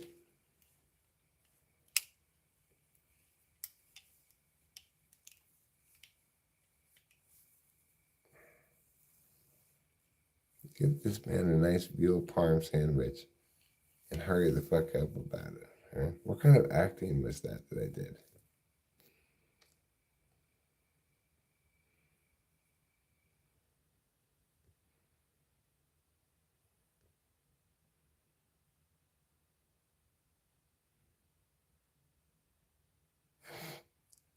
Are you an INFP before paragraphs? Did you find that it was an awful pairing? Is it an awful pairing? Was I right? Am I right? Or wrong? Who is this smart? Get him out of here. If he ain't a witness or a perp or a victim, he's in my way. But I report for the Daily Bee. Journalists. Look, I can't have you revealing important details about this case, like that someone died or that there was a bunch of cops who shot him.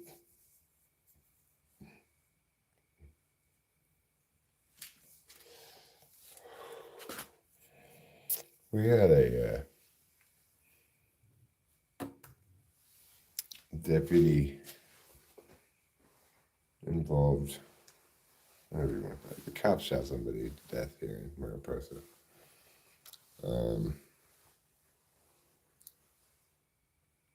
It's been in the news. I saw the dash cam footage. The guy came running at the cop, or walking fast towards the cop, and had a knife. Cop shot him eventually, not right away, but it's a justified shooting in my opinion. Having seen the dash cam footage, my initial response to it is it's probably justified. if a person who's already murdered somebody by stabbing them in the head is walking quickly towards you with a knife, ignoring all your verbal commands to get down, keep in mind this person has already murdered somebody by stabbing them in the head with a knife. So that's probably a justified shooting.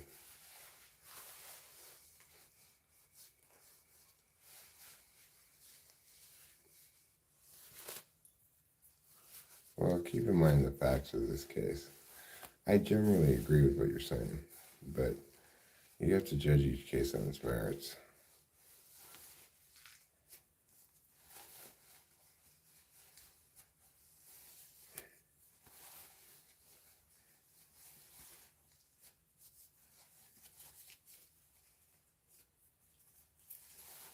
So, I don't think the Mariposa County Sheriff's Department likes to mess around with knife-wielding murderers. It's hard to feel a lot of sympathy in the situation for the person who was shot, you know. If you don't want to get shot by the cops, step one, don't stab somebody in the head with a knife. Step two, don't go walking quickly towards the cop with a knife, potentially the same knife that you just murdered someone with.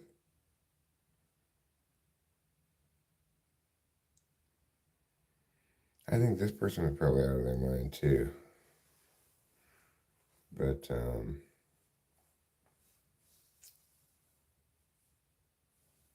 you know, what are you going to do?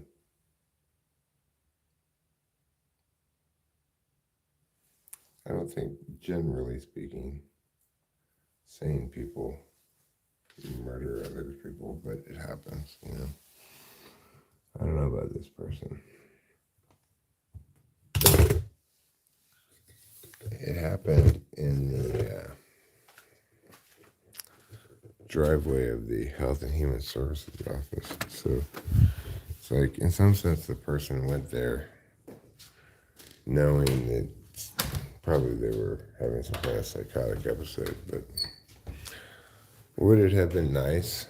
Would it have been preferable that the cops subdue the guy rather than shoot him to death? Absolutely. But in this instance, I can't really blame the deputy.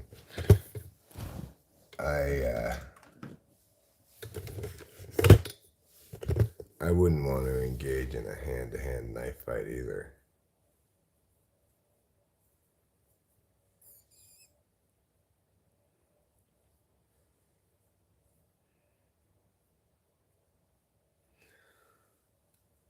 Well,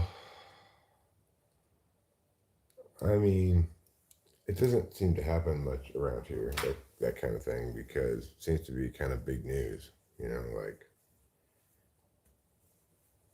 wow, this happened here, you know. It's a small county.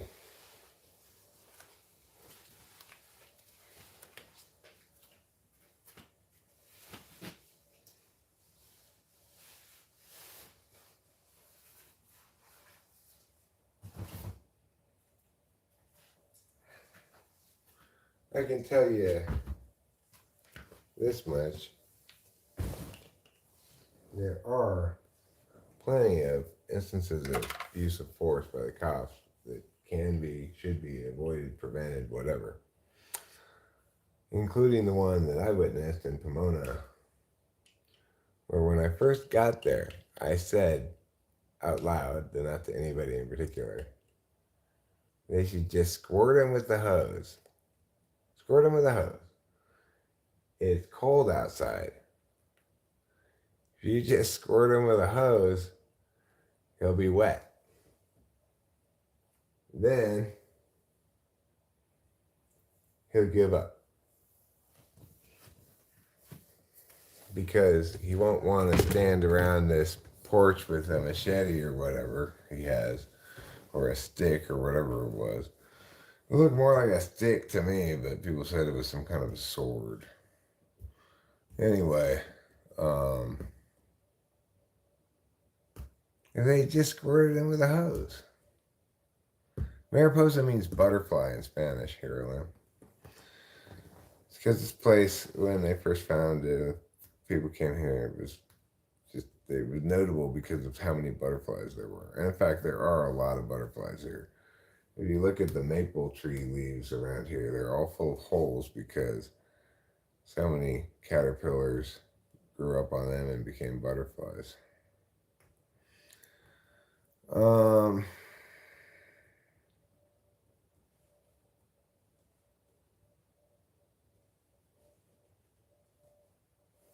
Instead, they didn't squirt him with a hose.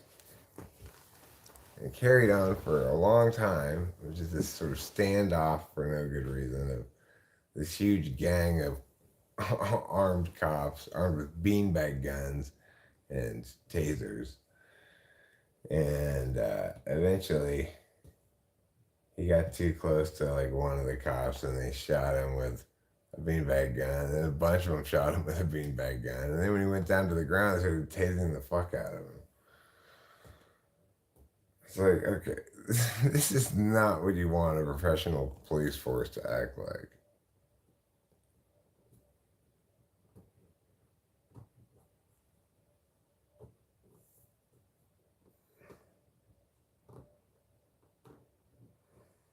Horrible, really. I was mad. But I got to, they deposed me, basically. And I did an excellent job of being an affidavit maker or whatever. Yeah, they record the whole thing, etc. The investigator for the lawyer for the guy who had gotten tased was absolutely delighted.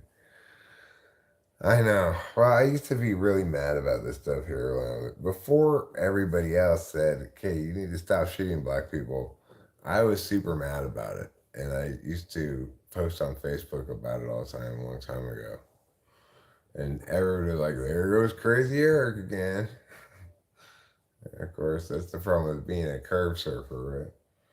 Then when Michael Brown happened, everybody starts freaking out about it, BLM, all that shit. I'm like, well, at least people are caring about it now.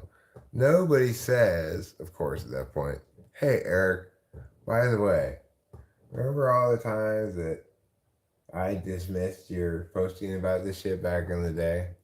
I was wrong. Nobody ever says that to me.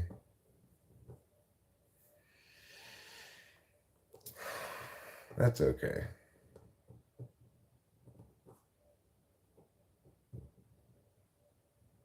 That's what's happening to you about aliens? Well, I was impressed by Mr. Bobby saying, before all this alien shit broke, really, he's saying the next couple of years is going to be a whole bunch of alien shit breaking. They are trying to tell this story. Well, I don't know if his reason why is correct, but it is true that alien shit's coming out of the woodwork.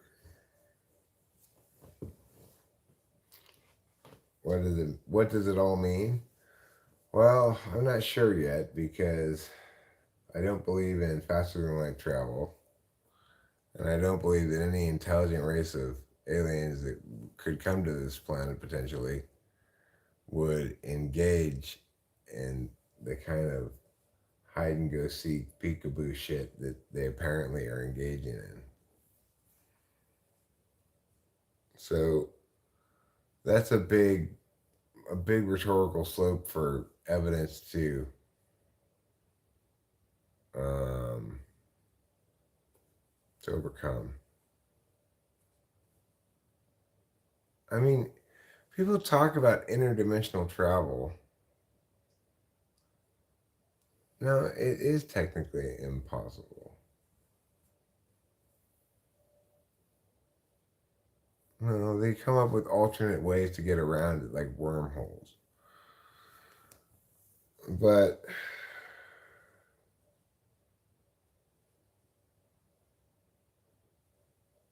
yeah, okay. Well, the point is, yes, there have been speculative notions of ways to get around, you know, the light speed barrier, none of which are actually exceeding light speed, right? They're all some kind of workaround. But none of those things are established as actually possible, just speculatively so.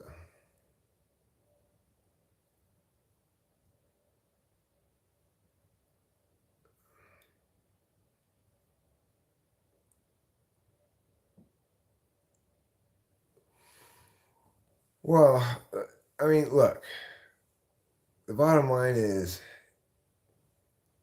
if in fact spaceships have been coming here forever,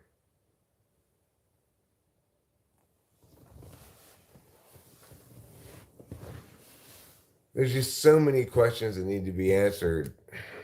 Like, either spaceships have been coming here forever, or they're not coming here at all, right? There's no reason why spaceships would start arriving right now if they've got faster than light travel and are these supremely advanced civilizations, right? Is it one civilization? Is it multiple different civilizations? The reports of different kinds of UFOs are so abundant, different shapes, different sizes, different whatever, that are only some of those examples accurate? Are they all the same kind? You know, it's like the amount of data we have on aliens is not suggestive of anything that we can attribute to a single kind of alien. So if there's multiple alien civilizations, in other words, it doesn't make any sense for us to have some contact but not actual contact, right? They're either advanced enough to avoid accidentally showing themselves to us, or they're not. And if they want to be seen and known about, then why aren't they just landing somewhere like in the middle of LA and saying, "Here we are. Hi, how are you?" You know? Why are they playing peekaboo?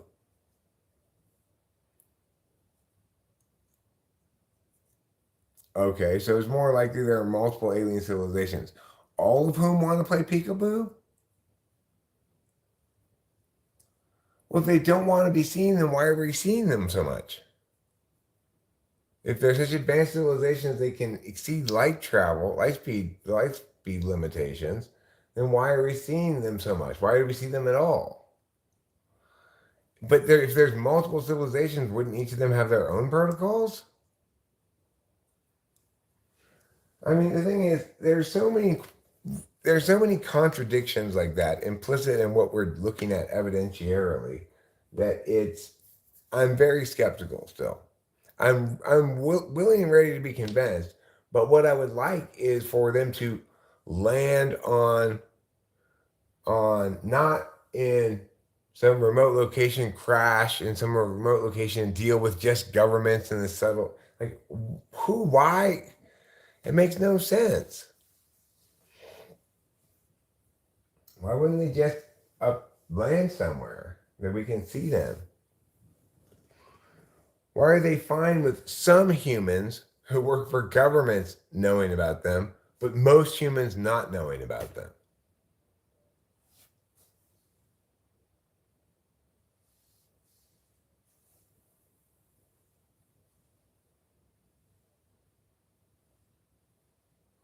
Well, okay, maybe Carlos Pie, but that's an explanation I like. There are tons of them, including just like random tourist people who don't care that much and don't necessarily follow the rules very well. That is an explanation that intuitively resonates as fine with me. They're supposed to not be seen, but like sometimes teenagers go out and they're like, "Fuck it, I'm just gonna zoom over these people and scare them." Shit. Ha ha ha ha ha. Okay, that's an explanation that makes sense to me.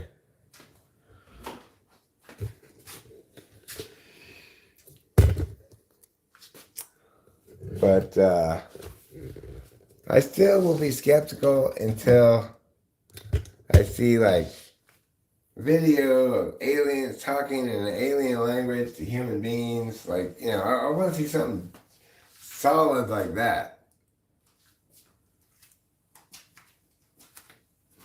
And to say that I'm not looking at the evidence, okay, Carlos, I will agree with you regarding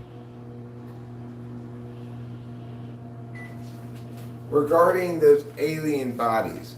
But you need to recognize that I actually read a lot of stories about various alien things all the time. They keep popping up in my newsfeed because I keep clicking them.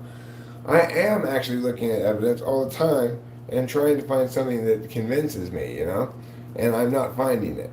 I'll concede that I don't have access to all the information. I haven't researched very much the subject of those Peruvian bodies or whatever.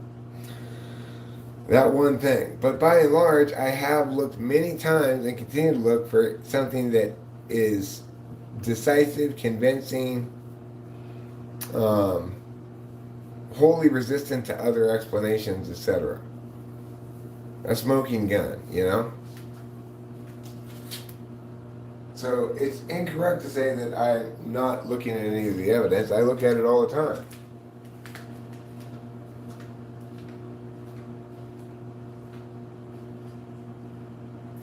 I'm very much interested in the topic. I want to believe, as they say.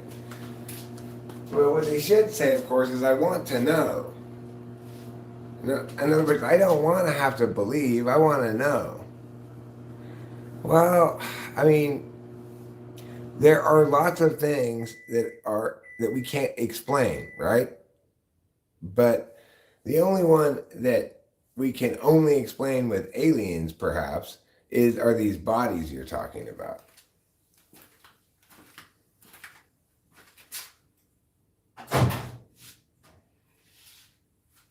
I think it would be great if there are aliens.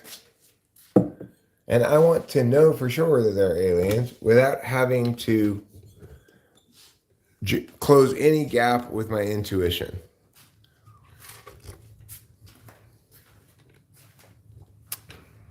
I want to know all the specifics, etc., that will allow me to know that there are aliens and not simply believe either way. So Agent Mulder, no, yeah, what was it? Mulder, and from the X-Files, he had the wrong poster up. It should have said, aliens, I want to know, not I want to believe. See what I'm saying?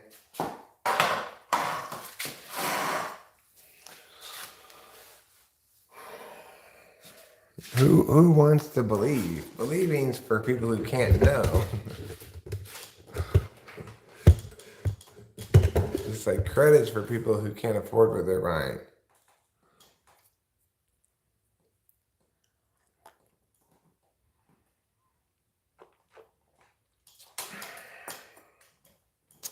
I don't mind being behind the curve on this one. I prefer to remain skeptical. More and I think you need to respect the fact that I'm doing more research on the subject than you think.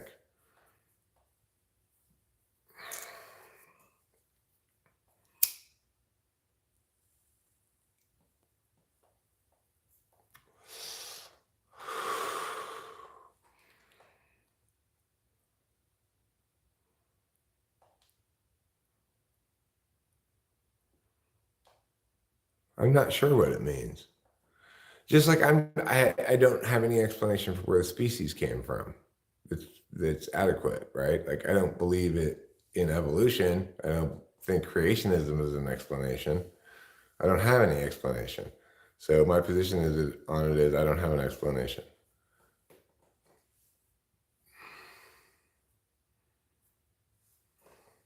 So it makes them unexplained events. a lack of an explanation. I don't like things that don't have explanations.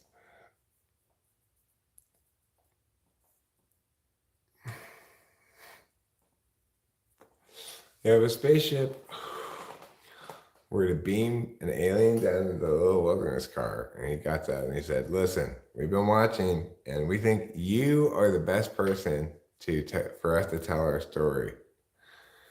I would be like, me? Really? Oh my God, you're like Michael Reel all over again. I am so flattered.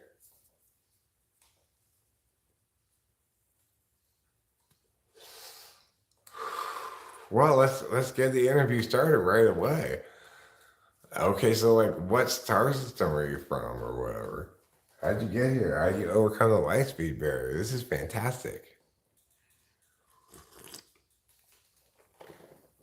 Can I call you Zorg? I don't even want you to tell me what your name is. I'm assuming it would be unpronounceable in my language. Can I just call you Zorg? For us, that's a good alien name.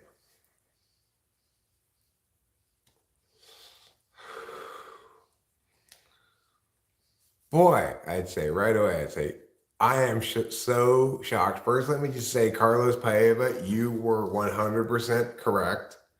And I'm so glad you were. And my skepticism proved ill-advised in this instance because here I have Zorg, and he's here to answer all of our questions about his alien civilization. That would be wonderful. I'd get so many views. I couldn't even count the number of views I'd get. I'd probably get 1 billion views. I could type him. Yeah, I could type Zorg and prove that typology is not species specific.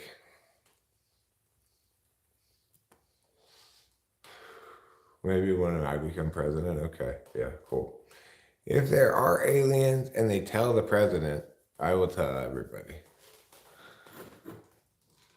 Unless they threaten to kill me, of course. Then I'll be like, fine, I won't tell her you're going to kill me and my family.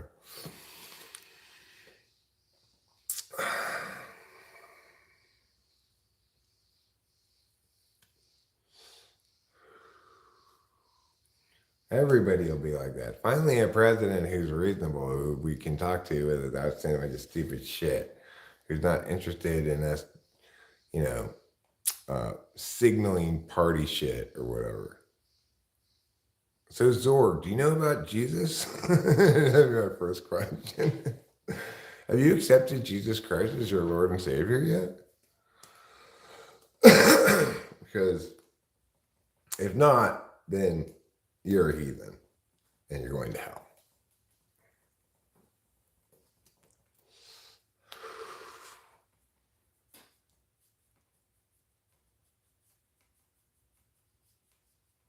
My friend who works at NASA stopped talking to you after you asked him about aliens. I think it's, Bufo peregrines. Do you suffer from self-loathing disorder?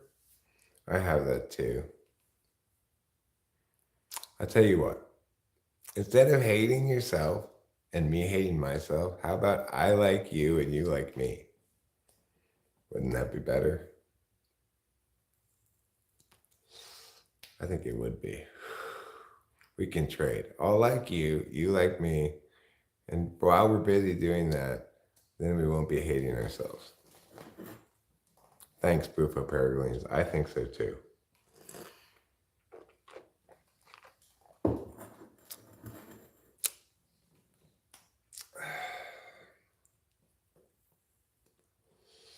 Well, I want to meet one of them, I want to shake his 3-fingered hand. Or, if they insist on probing me, that's fine. I'll say, just give me a good prostate massage while you're up there, please. I could use one. Maybe that's how they greet each other, aliens. Like, yeah, keep an eye under the garage. Maybe a little alien handle poke through.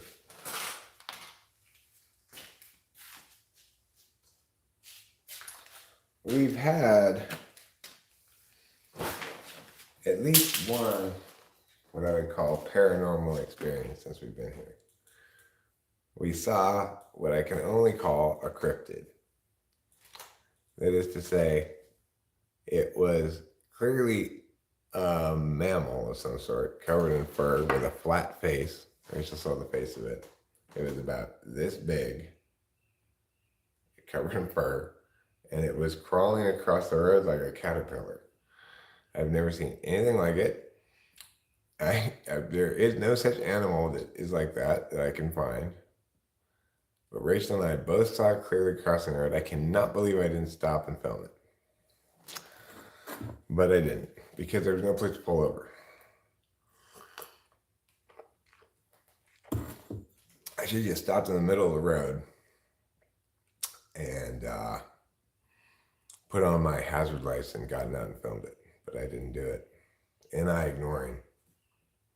It was like the most important thing ever to film, and I didn't film. Because I didn't feel like it. Yeah.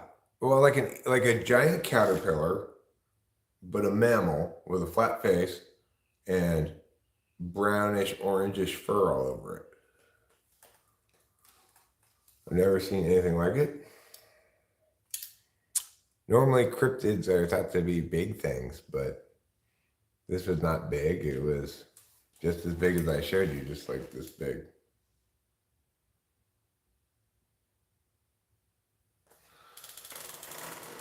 Like a sausage, like a big sausage.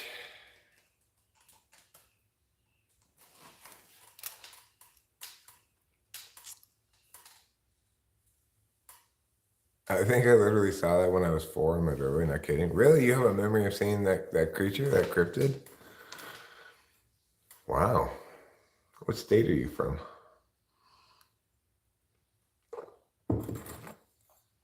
Big crawl. I like that name for it, although it's not that big.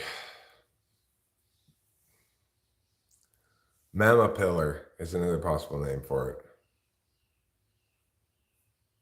Alabama, huh? Okay, well. Different ecosystem, possibly. I'm not sure what kind of like wilderness is around you. Around here, it's like mostly coniferous forest, pine trees.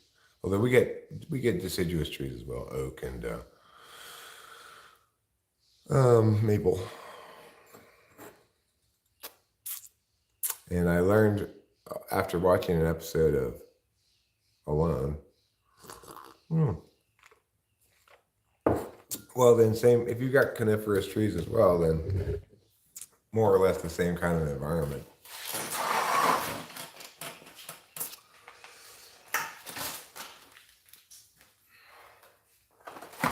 So that kind of makes sense.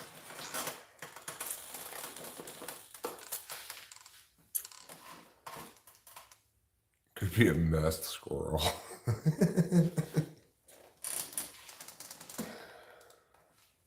I tell you, squirrels treat woodland cutlets like they're meth. Get down there.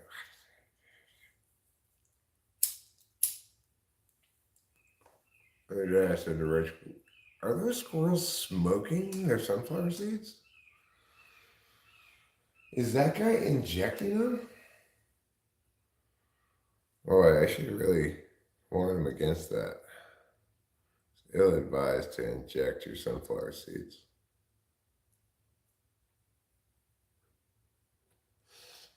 Don't go injecting woodland cutlets.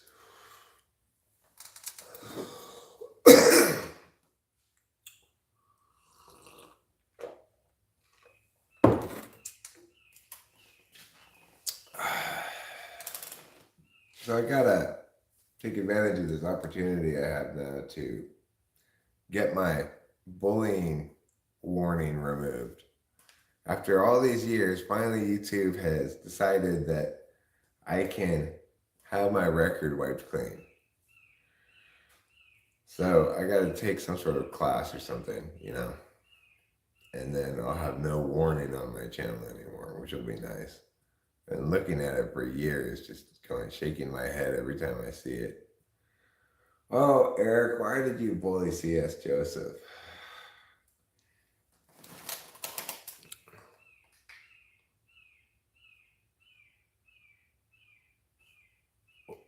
Well, that's a bird here. I don't even know what kind of bird that is.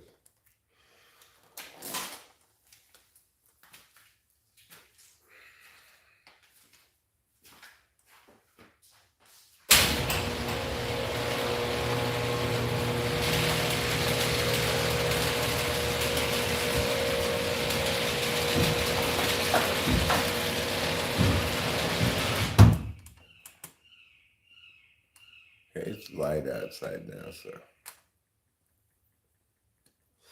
might as well open the door. Oh, it's chilly out. I guess that's why I put on that jacket before. It wasn't just to be Detective Douchebro Dickweed.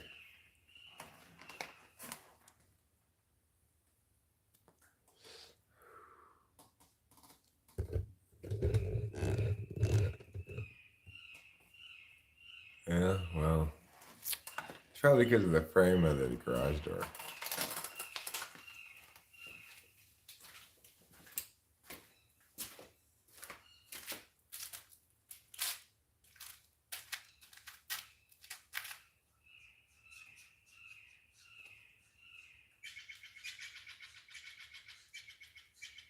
Now, does it look like a painting still?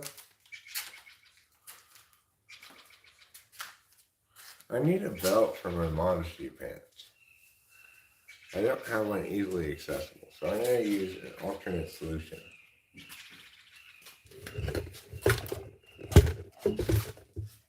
First, I get some string.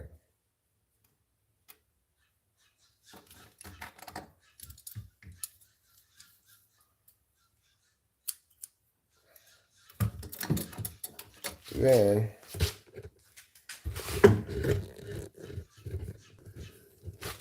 I'm going to get a couple of loops on my modesty pants, like this.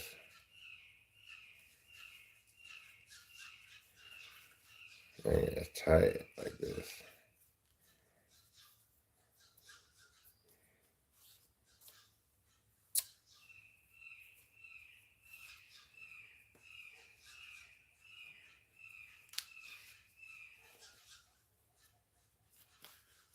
There.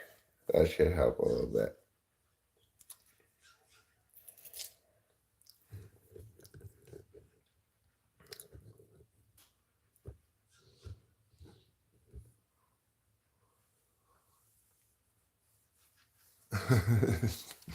I was drunk and looked into Melissa nonsense, and I think she's ESTJ because I find her weirdly attractive and I'm a masochist. I am a fashion trendsetter, but I'm really disappointed by this stain on my shirt because that's a big fashion no-no. I'm sorry, it's hard to justify a big coffee stain on your shirt.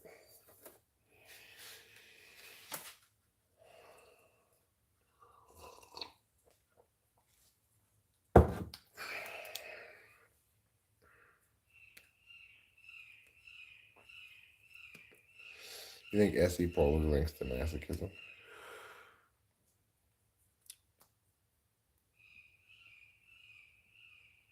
Possibly. I don't know.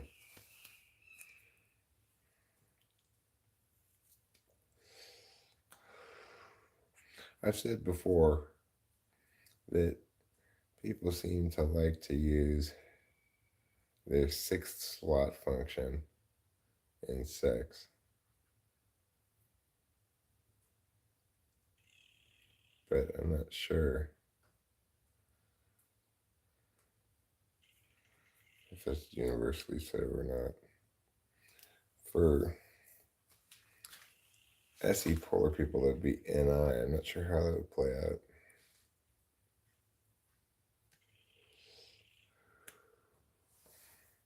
I tend to like to be TE bossy during sex. I think what I find very like interesting or whatever it is, the idea like of having a clipboard, like doing performance evaluations the whole time of my sexual part. Rachel and I don't involve any clipboards in our actual sex, but I like the idea of like keeping a log. you know.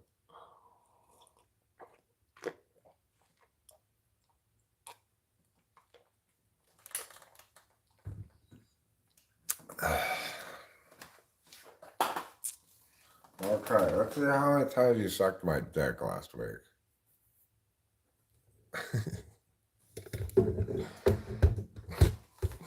Which is kind of a funny thing to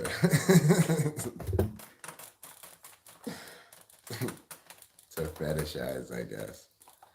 A clipboard fetish.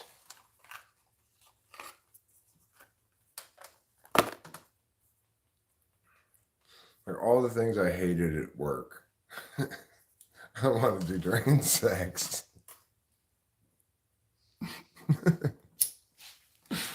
It'd be like a dick ESTJ boss or something.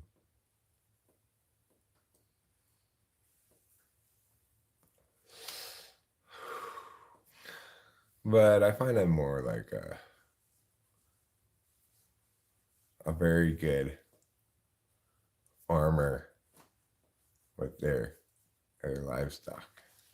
Would be another way to describe it.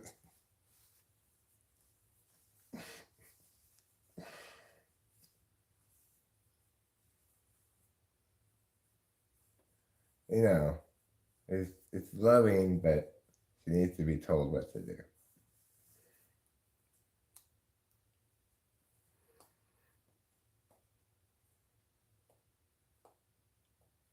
Like a horse. That's how the aliens think of us. They think of us as horses.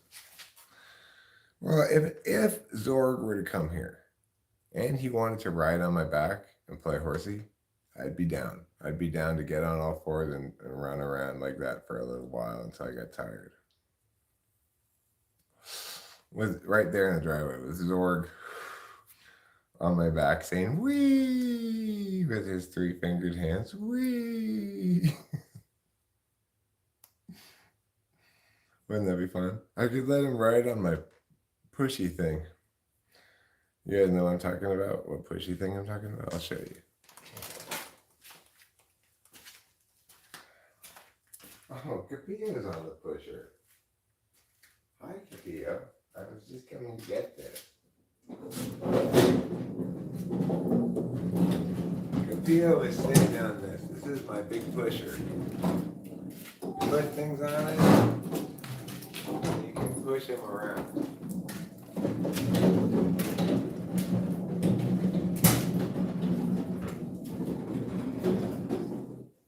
But you can also sit on it and ride down the driveway.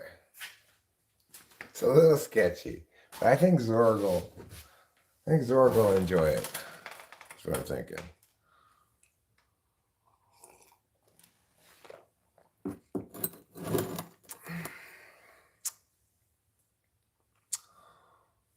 Makes you think one of the most distinctive characteristics from us and most aliens is that we play too much? I'm beginning to think I play too little.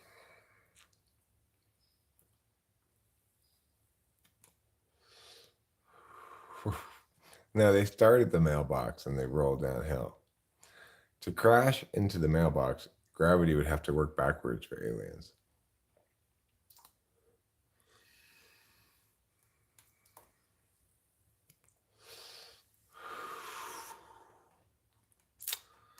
So, anyway, if you aliens are listening and you want to officially announce yourself on my YouTube channel, I will give you a horsey ride. I'll give you a shoulder ride if you want. You can anally probe me. Just try to focus on the prostate. I could use a good prostate massage. Whatever you aliens want to do, as long as this doesn't cross too many lines. I'll have to officially get the okay from Rachel for the probing, but I think she'll understand it's not sexual. Well, I don't think a lot of shit around here is made out of ferrous metals, so magnetic propulsion is probably not going to help them much. You need something ferrous to magnetically propel off of. Yeah, it's just diplomacy. Listen, Rachel, I did not enjoy that wonderful and ejaculation inducing prostate massage. What do you think about the percentageal distribution of 16 types? I mean, I think there are fewer intuitives than the numbers suggest. I think EHPs are incredibly rare.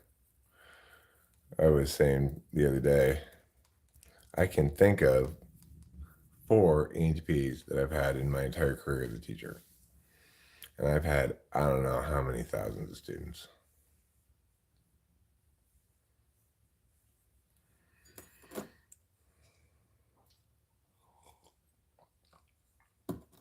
Gravitation, no, magnetic fields is not something that exists. That's the problem with that idea. There's gravity and there's magnetic fields, and those are different things. Okay, let's go put some cutlets for the woodland friends.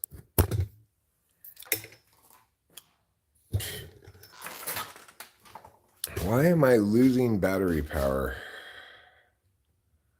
despite the fact that I'm plugged in at 8%? Well, because I'm not using the fast charger. And the reason I'm not using the fast charger is because it requires USB-C or whatever on both ends. I don't have that plug, so I have to get that plug. All right, woodland friends, here's your cutlets.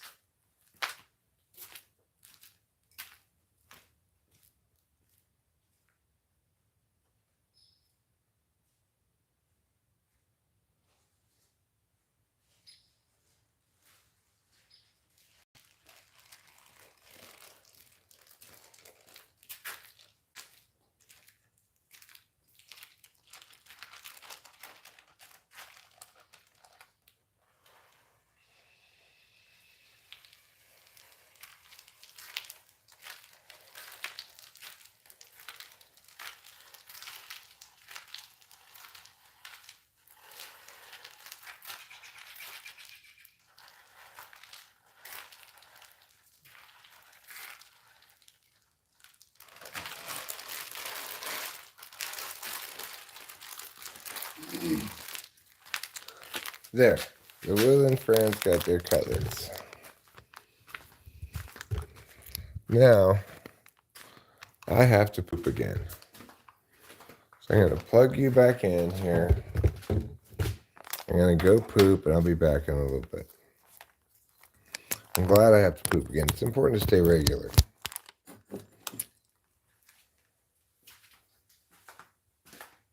Tell me if anybody tries to steal anything.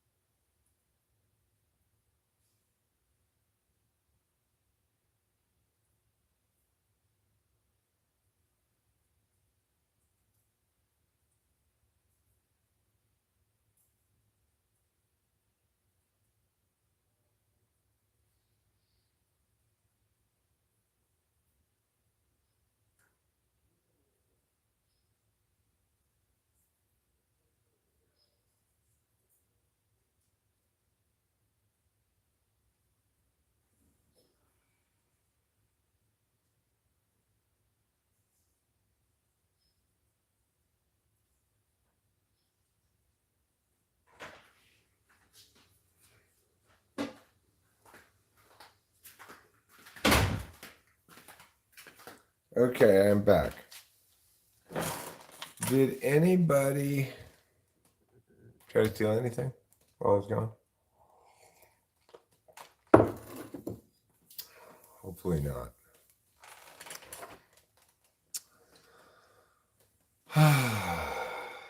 Well, it's Saturday morning. A few things need to be accomplished this Saturday morning, including we need to do the green envelope thing. Just to say, invite people to our Christmas party. We accomplished the florist thing yesterday, which is good. And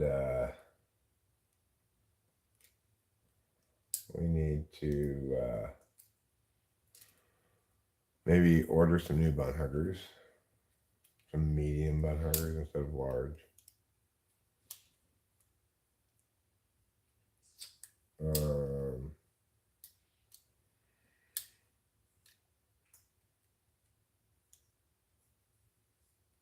Rachel wants us to make a pick a card reading video, which we can do later on. And I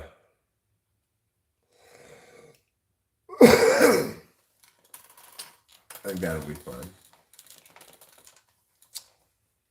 I'm feeling kind of tired at the moment because I got up early, you know.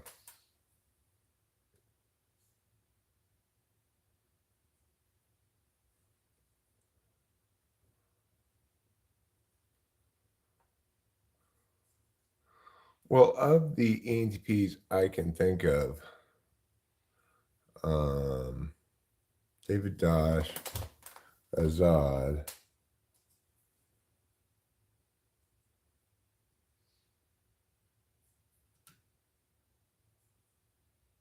Jeffrey, and this girl whose name I can't remember, who's a fifth grader that I had. She was the only one of the four ENTPs I can think of that I've had as students was a girl.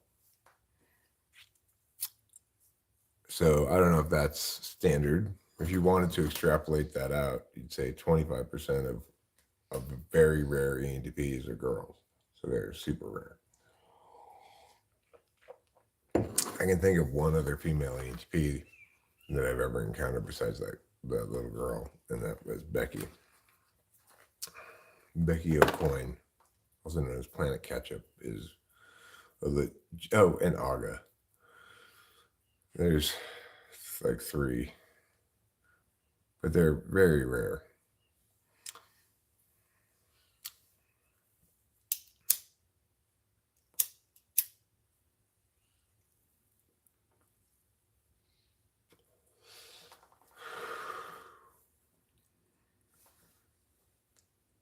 So if you're a male INFJ and you're looking for the ideal mate, boy, and not a lot of available chicks out there who are for you that are the right type, you know. Rachel and I are lucky to have found each other as well. Well, I mean, we had the benefit of a Typology YouTube channel, or just a YouTube channel in general, to bring us together. Because she got to know me long before she ever met me, right? Long before I ever met her, she had lots of experience with me. She'd watched my videos for a long time.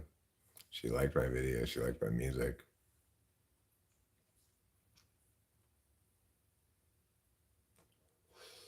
Kimberly, on the other hand, like hated everything I did. Candace as well.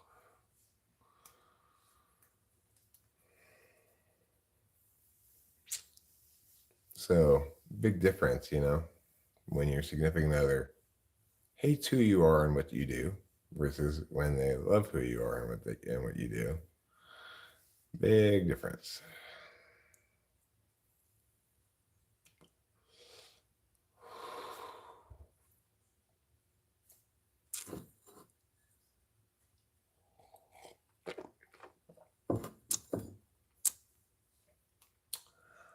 How many roads must a man walk down before you can call him a man? The answer is 0. Because you've already determined that he's a man when you ask the question, how many roads must a man walk down? Well, he's already a man, therefore the answer is 0. Little known facts about Bob Dylan songs. And I have an answer about meatballs.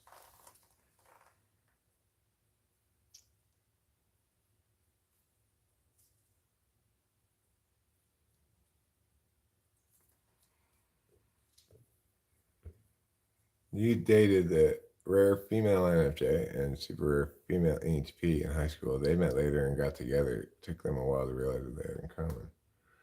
Well, they were both chicks for one thing. So what they had in common was scissoring. I will explain to you guys now lesbians.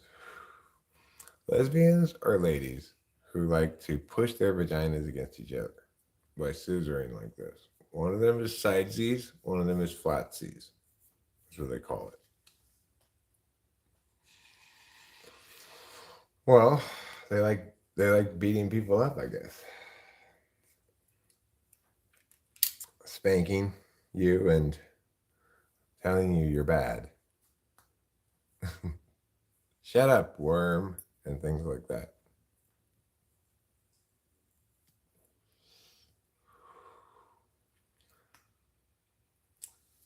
It turned out they were both lesbians. Accordingly.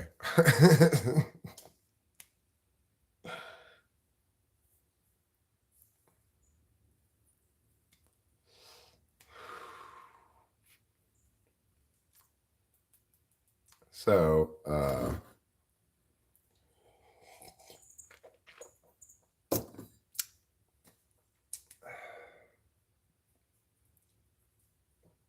anyways, I could be down with that stuff too, but it's just not how it plays out with me and Rachel at all.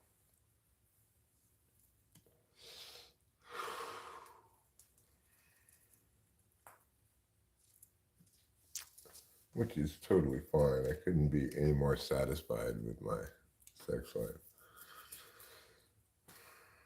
I feel like a lucky man every time I have intercourse with my wife who's 14 years younger than I am.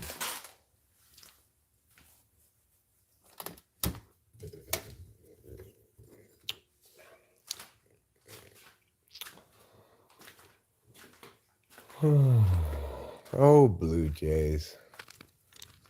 You guys think you own the cutlets. You guys think you're the only ones who need to eat any cutlets. Well, let me tell you, other friends need cutlets too.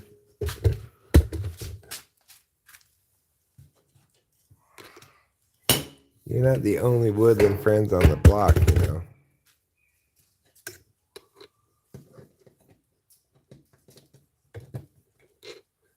Let's see if that one works. I don't know if it works or not.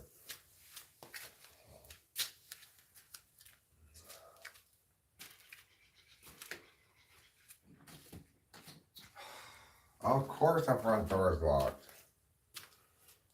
Why? Because Eric's a big dolly. That's why.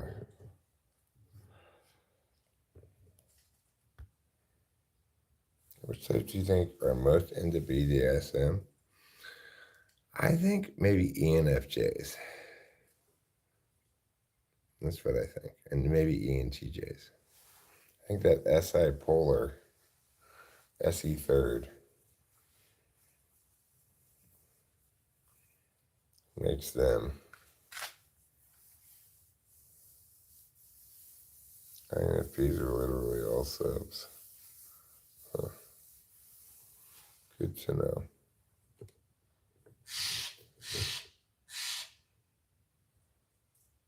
So I'm looking for more subs. I got 8,300, and now I know where to aim my content. INFPs are more likely to subscribe than anybody else. So that's good to know. I'm trying to block this lamp with my head. You don't see it there. It's better.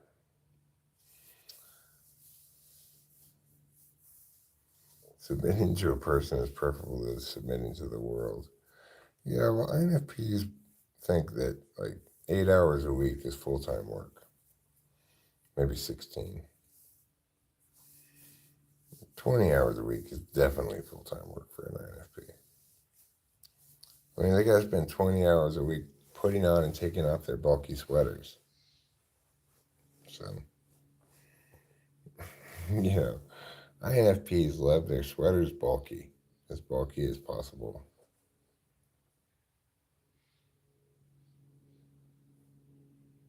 Well, dominance has nothing to do with size, Carlos Paeva. Nothing whatsoever.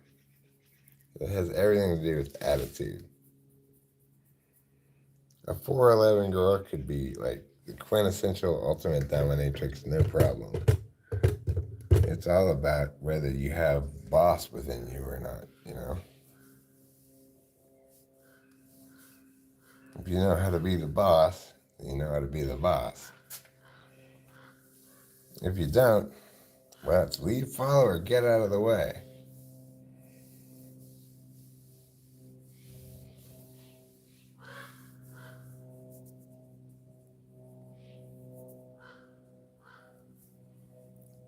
I mean, when you're talking about, say, a dominatrix, it absolutely does not matter whether she is 4'11" or 6'11". How does that make any difference? It's whether she owns it or not, you know?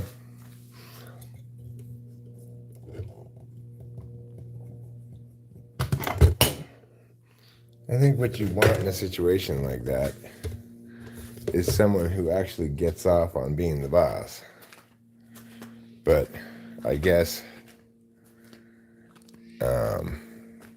it somewhat depends on. You could probably get away with somebody who's a really good actress as well. You don't necessarily have to be authentically into it, but I would guess. I've never experienced that, but I would guess that it works better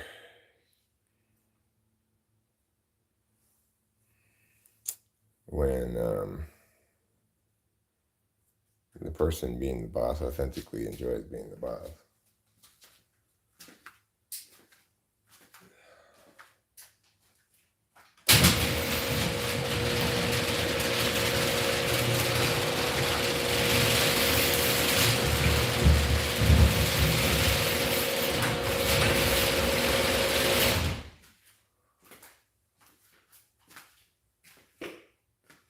It seems like most girls tend towards the submissive side rather than the dominant side.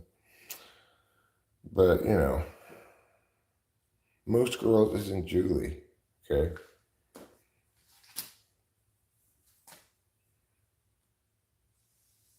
Yeah, I agree with what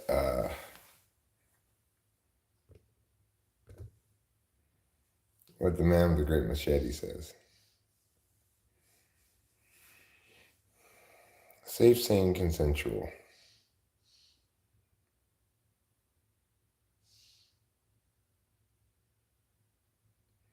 Well, Money, that's an excellent question. Money asks another excellent question. How do you distinguish between righteous indignation and a frame projection? E.g., well-intended people make the habit of saying, be more like me, less like you're living around.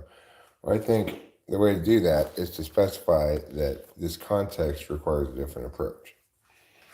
And why? And if you've got a good reason or justification for it, then fine. Like, if I'm going to complain that people are being irrational and making political decisions, my point is it's a realm in which, number one, it's supposed to be public, which is to say that all decisions and data that we're evaluating should be available equally to all of us.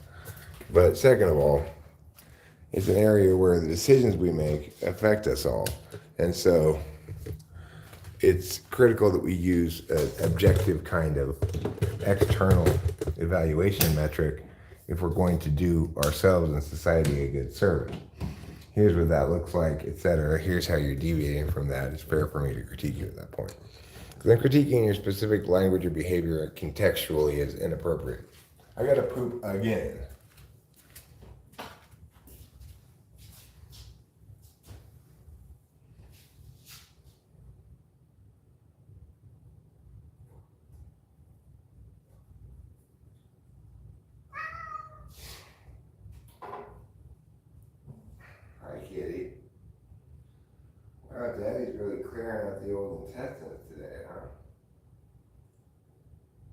That's good. Get all that old poop out of there. Ooh, that's a stinker. Even driving the cat away.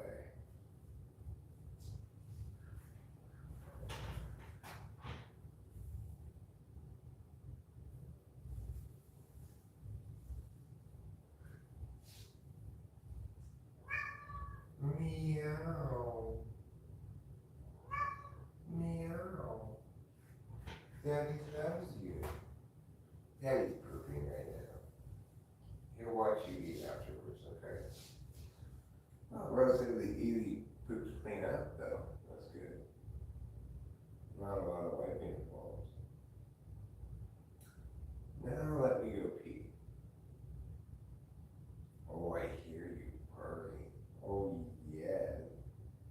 What a good meow. What a happy kitty. What a beloved friend. Oh, yeah. Daddy knows and Daddy loves. Yes, he does. Knows and loves and loves and knows. Around. Oh, yes. Oh, yes, you love the pets. Oh, yes. Okay. All right. You're getting a little worked up. Well, then go someplace else. That way to touch you.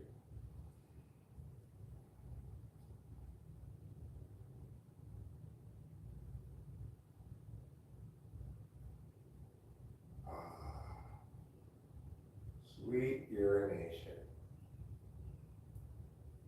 The urine that drips from a penis is a medical nature from God. Everybody have some now, cause you'll be delighted by its wonderfulness. Okay, give me a second, Mr. Needs to be washed eating.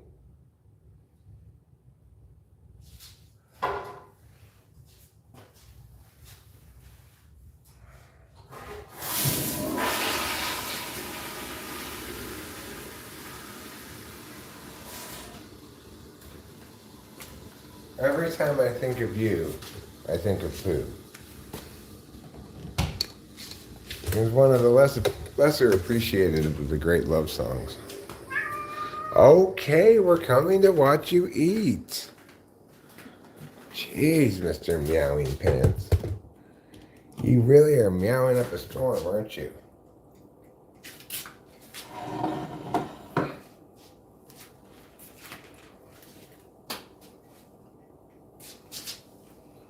Hi. How's it going? Having breakfast?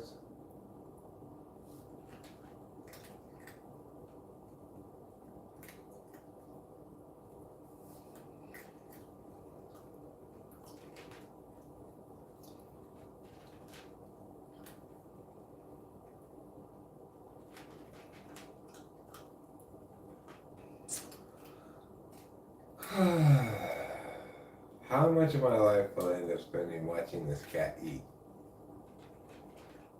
That's the question.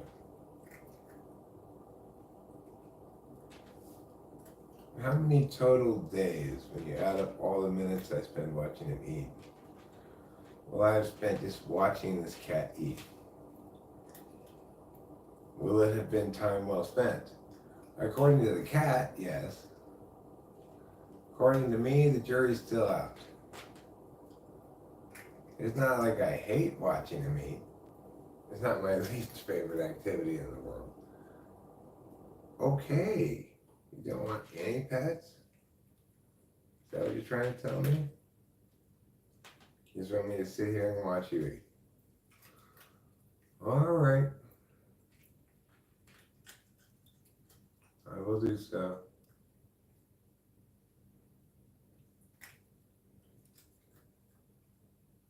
Oh, yes. Do you know what Daddy does? He knows and he loves. Yes, he does. He's gonna sneak in another pet.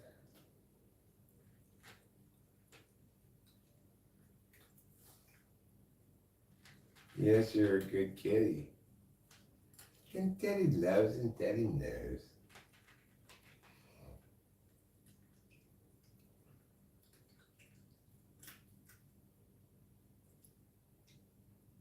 Are you done? Not quite? I mean, you already ate so much this morning. Why do you? This is the second time I watched you eat this morning. Are you really hungry, or you just want me to watch you eat?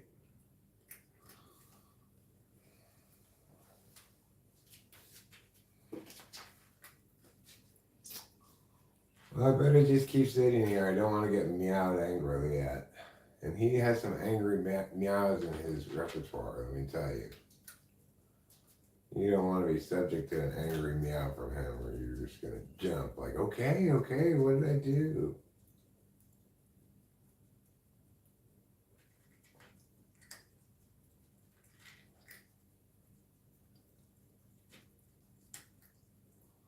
I feel sad when I say that.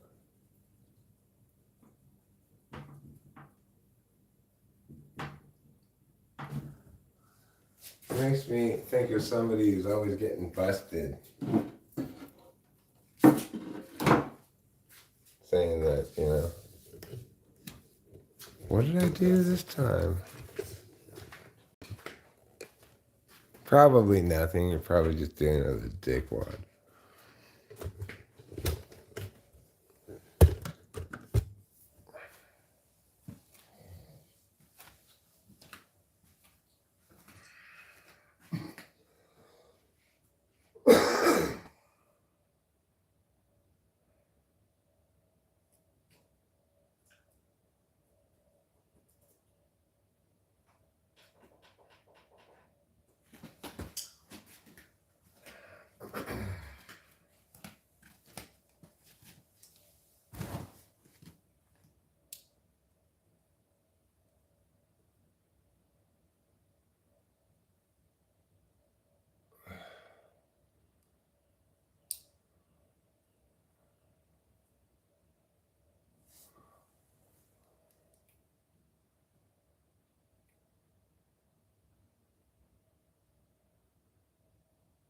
Yeah, so to finish commenting on Money's question, you know you're projecting your frame bias when you're telling people there's something wrong with them for not using your functions in the wrong context. In general, it's a bad idea to tell people to critique individuals. You should critique behavior or language, right? And when doing those kind of critiques, you should always critique them contextually. So say, look, some behaviors are absolutely bad, like rights violations, you know, violence, etc. But most things are only contextually ill-advised, and you got to explain that context and the reasons why. Like, you know, when during my first marriage, when I didn't do anything and I was young, I uh, I tried to tell my wife to stop using her FI.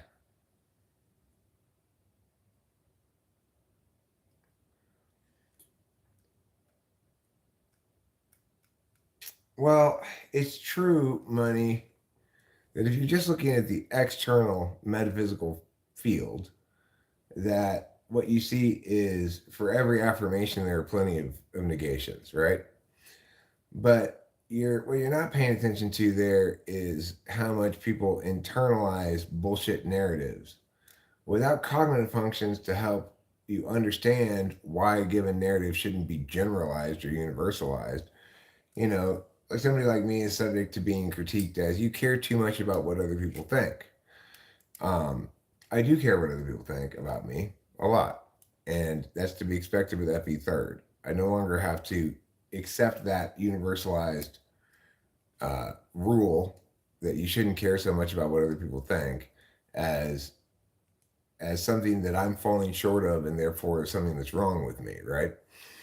The problem is historically, without cognitive functions to frame our understanding of each other, we have myriad people, one after another, telling everybody else that there's something wrong with them. If you haven't grown up hearing in one form or another, not explicitly stated like this, that there's something wrong with you have had a blessed life. I remember the first time somebody told me, there's nothing wrong with you. I burst into tears because I had never been told that before. There's nothing wrong with you. And for a while, that was kind of like the mantra of this channel. There's nothing wrong with you. Stop letting people tell you there's something wrong with you. It's a powerful message. There's nothing wrong with you.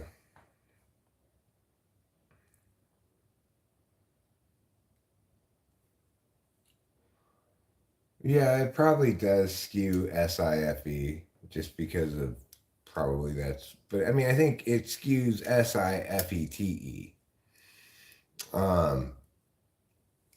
On the other hand, like good NI is generally rewarded in media.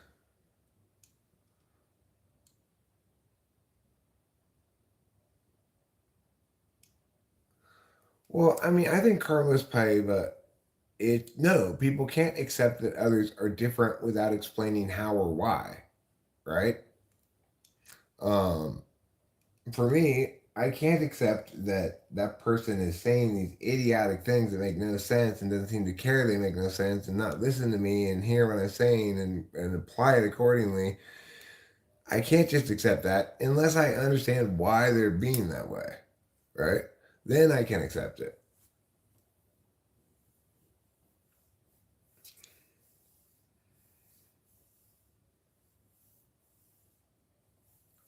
Right. The thing is, one of the reasons why I don't say there's nothing wrong with you quite as often as I used to is for most people, there are some things that are not function related that are problems. Whether that's something wrong with them or just a problem that needs to be addressed in one way or another is another question. But um, there are certainly, I think the most common scenario is this: there's nothing wrong with you, but your circumstances are not conducive to your function stack. And so there's some need for you to change your circumstances or have them changed by events. Like my circumstances were very poor when I was living with my dad during the last couple of years of his life with Rachel and not meeting his expectations adequately. Um, that was a rough time for me.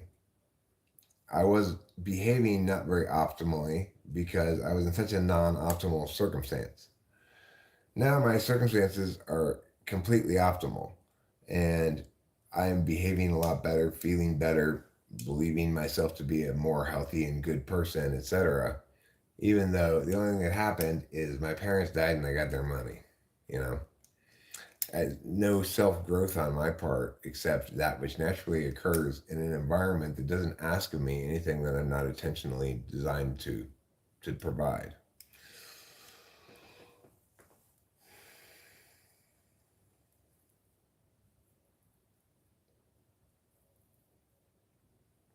Yeah, typology is difficult to know well and apply well. You've got to, I mean, it, it's best understood by people who are deliberator action types or action deliberator types. Let's just say FI or TI 1, 2. The second slot TI people, though, they really resist the notion that they can be defined at all. Well, I'm not expecting it, money.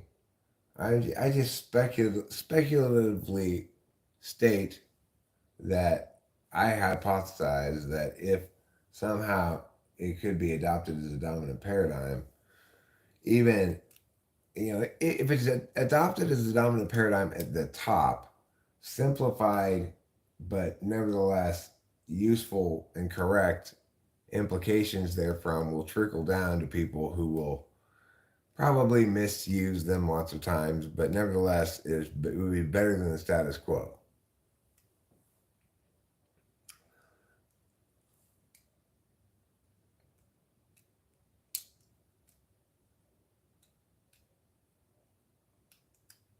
Typology is quite popular, but it's popular with the wrong people for the wrong reasons. It should be popular with psychiatrists.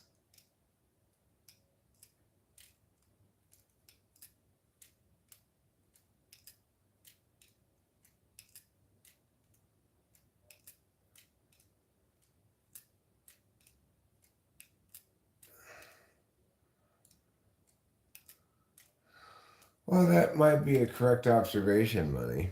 The paradigm has to be embedded in myth, like getting a child to eat vegetables because it will make them strong, rather than some metabolic justification.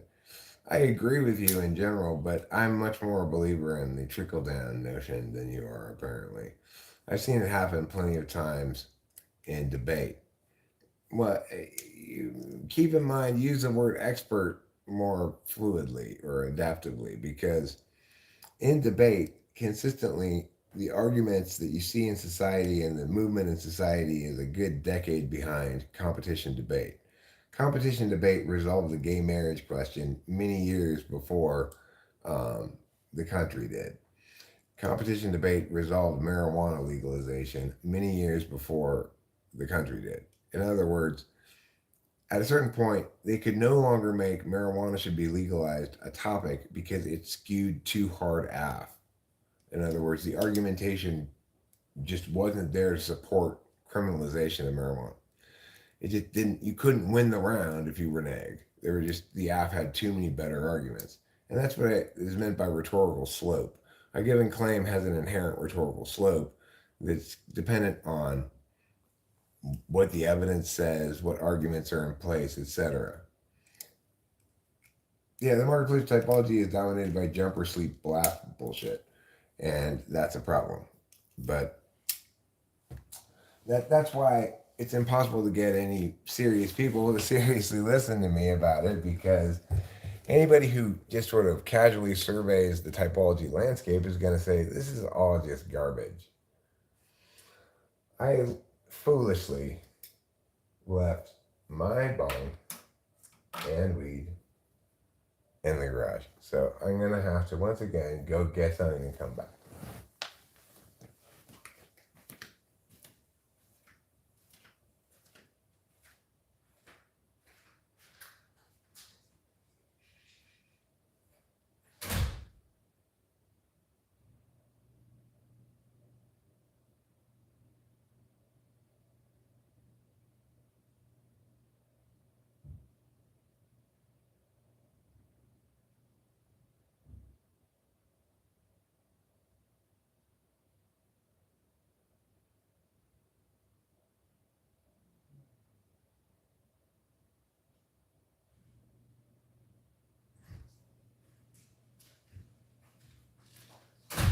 It smells so crisp and clean and foresty outside. That's nice. Well, that's the thing is I'm not I'm not trying to do that. Okay, I'm not trying to make anything proprietary. And part of the problem is everybody who's interested in typology from a content producing perspective, almost all of them are interested in it from a TE kind of SE angle. They're looking to attain good impacts for themselves.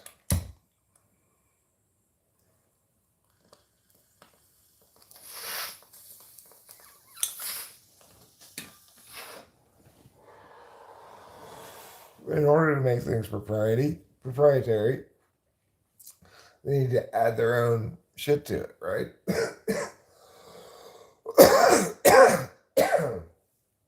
Then they can say, "This is my system." Well, the point I keep making is I don't have a system. There is a correct explanation of Jungian cognitive functions, which I provide here. It is not my system. I don't have a system. There is one correct way to explain human personality, and deviating from that is incorrect. That's simple.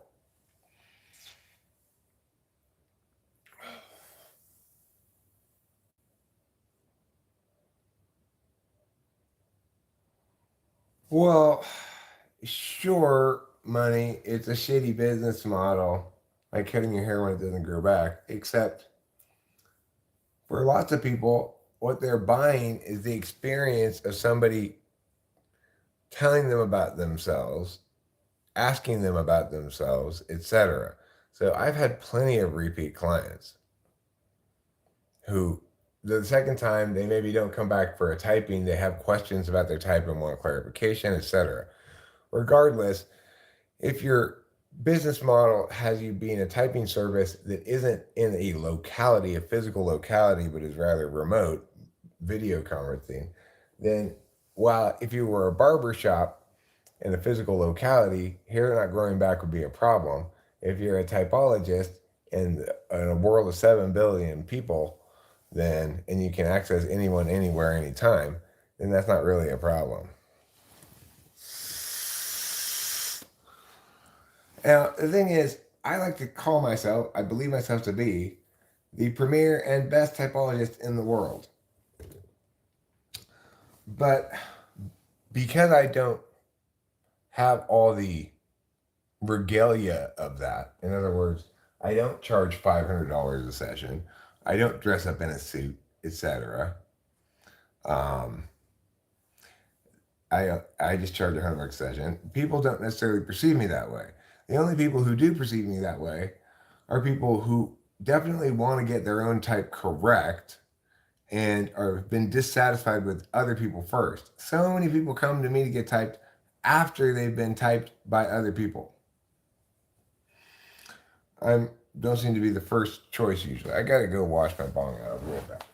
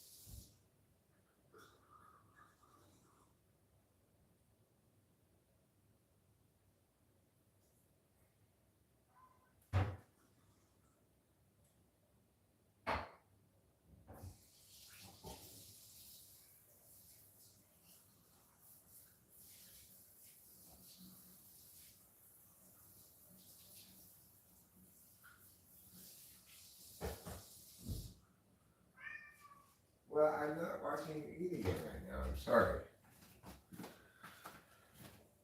Well, that was a bit of an operation because it's been a few days since I've cleaned it, and every few days this thing will get completely clogged. It's ridiculous.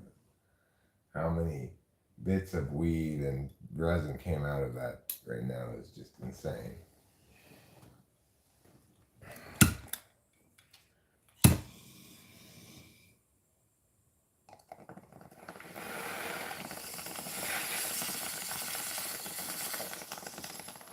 I mean, power can be defined as that which compels action out of you.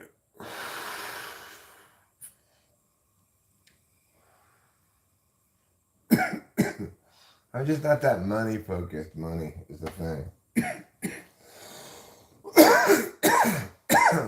if I engaged with the channel in a way that was optimized for money making, um, well, Fubo Peregrines, you're also really my only form of social life, so we're on the same page there.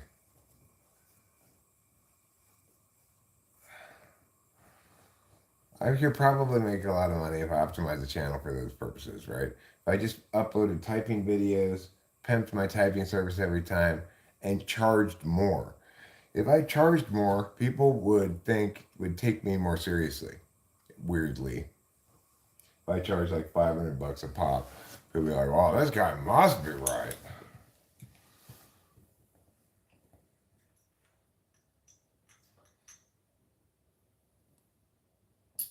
But it's not my jam.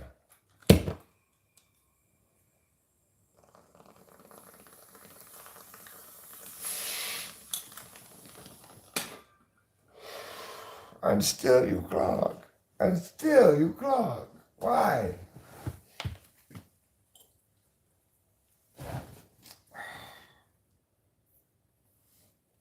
This stem is very cloggy.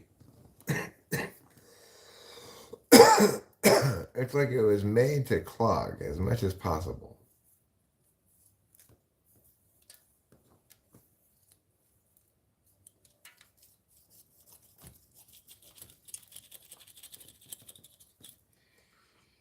There. I reamed you. Now I can see straight through you, no problem. Had to clean this part too, I guess. I assume you have the demand to part. Yeah, well, as the total absence of published typing sessions suggests, I do not have the demand to justify it at all. Which is fine with me because I don't really like working. Not gonna lie. NGL. I'm not really that into working. I do like money, but I don't really like working.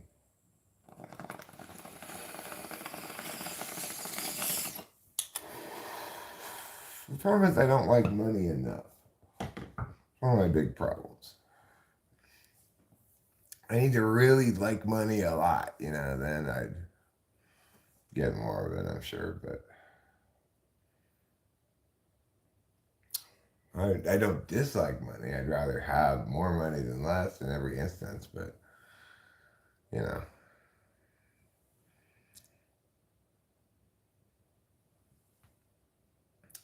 I've seen some typologists ascribe to the notion that every function is a tool. I'm sorry to be pedantic, money. I think this is the first time I've had a chance to correct you. I've seen some typologists ascribe to the notion that every function is a tool function with various stages of development and fails to discern games you want to play and games you don't. Thoughts? I mean, yeah, what you say there is fails to discern games you want to play and games you don't means fails to discern between absolute and instrumental values, and that's correct. That you can't call every function some kind of tool function, because the reason your tool function your tool function is because it's the instrumental value that defines how you do things, but it's still an instrumental value. I'll tell you what else is instrumental value. Smoking cigarettes. It's also an absolute value. That's all values to all people. So explain typologically, Eric, why you smoke so many bong rips.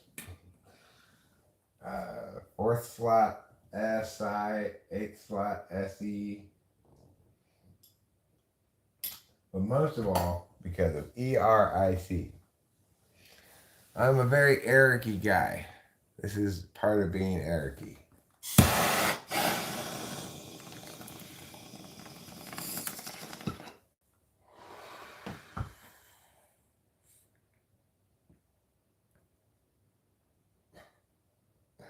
It's like living your life with your feet in the mud and people just throw shit at you, not walking in any direction. It's a great description of life, money. It's like you're stuck in the mud and people just throw shit at you. That's life. It's a very cheerful depiction of life. I thought I was going somewhere, and then I realized I'm just gradually sinking into the mud more. And for a while, I thought I just kept running into objects, but then I realized, no, people are just throwing old trash at me.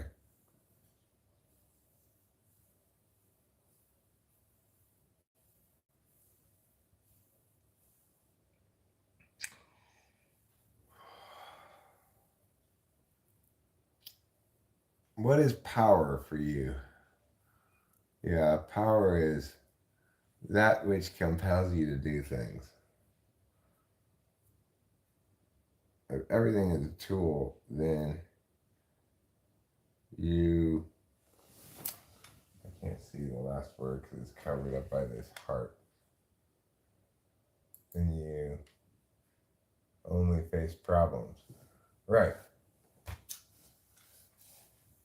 If everything is a tool, then you only face problems. It's a very TE Dom kind of perspective. If you're a TE Dom, that's kind of how life is. You only have problems and goals. Everything's framed subjectively accordingly. And if you're an ENTJ, then your tool function is what's objectively the distilled truth of things, right? But you're still subjectively framing things because everything's either a goal or a problem, or both. Solving a problem might be a goal, you know. Figuratively, I'm an apple, but literally, I'm not.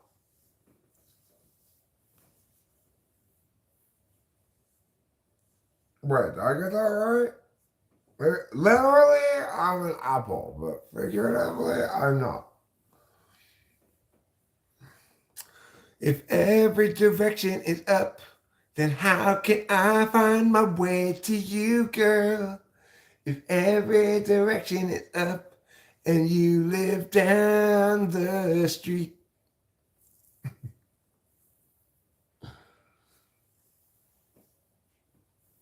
Because a lot of people love to play every direction is up and think that they've used NI well, you know? Actually, every direction is up.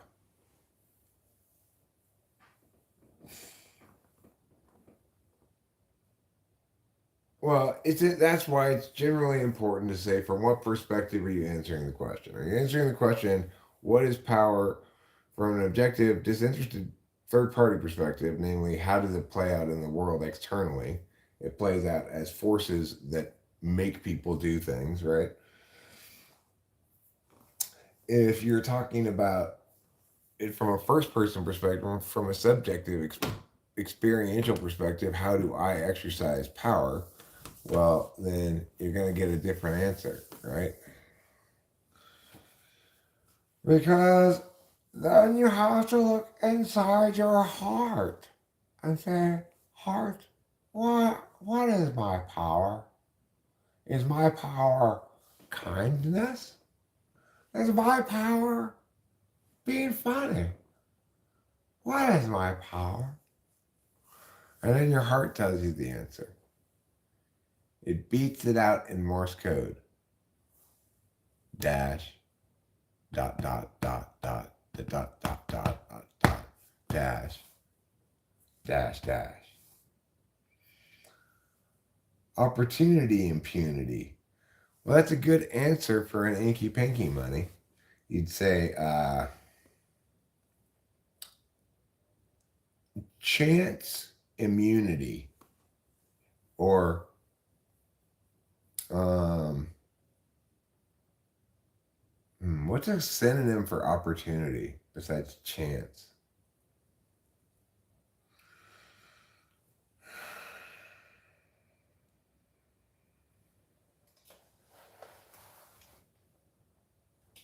I can't think of any other synonyms for it. So I'd say chance immunity is the clue. And it's a It's an inkety pinky. It's an inkety pinky. Inkety pink.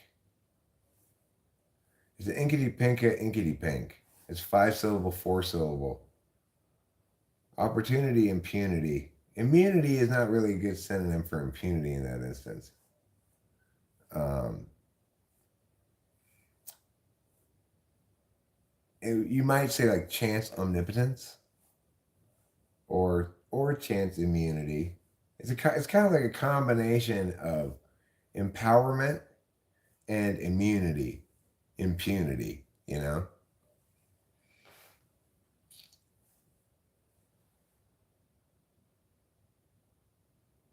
Yes, in that regard, money represents the fungible form of your ability to make others do things. You can't make everybody do what you want with money, but by and large, you can get done what you want with money.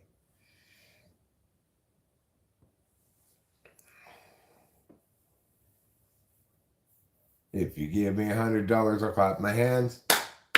If you give me $100, I'll clap my hands. If you give me $100, then I'll clap my hands like this, and I'll clap my hands in this, and I'll take $100. In fact, I've already clapped my hands now for free. Oh no, that's not a good reason to give money to me.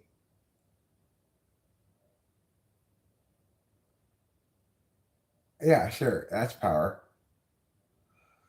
It's an it's a morally unacceptable form of power. Clap your hands or I'll shoot you. There's, there's no instance in which that can reasonably be made as a demand for which the failure to meet it is being shot by a gun.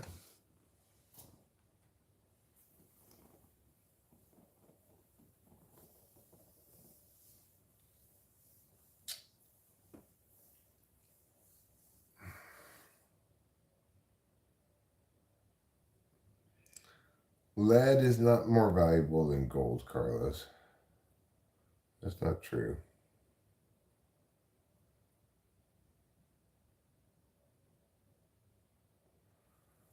In the foyer, I have a 12-foot tall scale model of my genitals cast entirely in lead. He said, "Aren't you worried about the lead exposure?" I'm like, "Nah. I like to think a little lead does a man some good."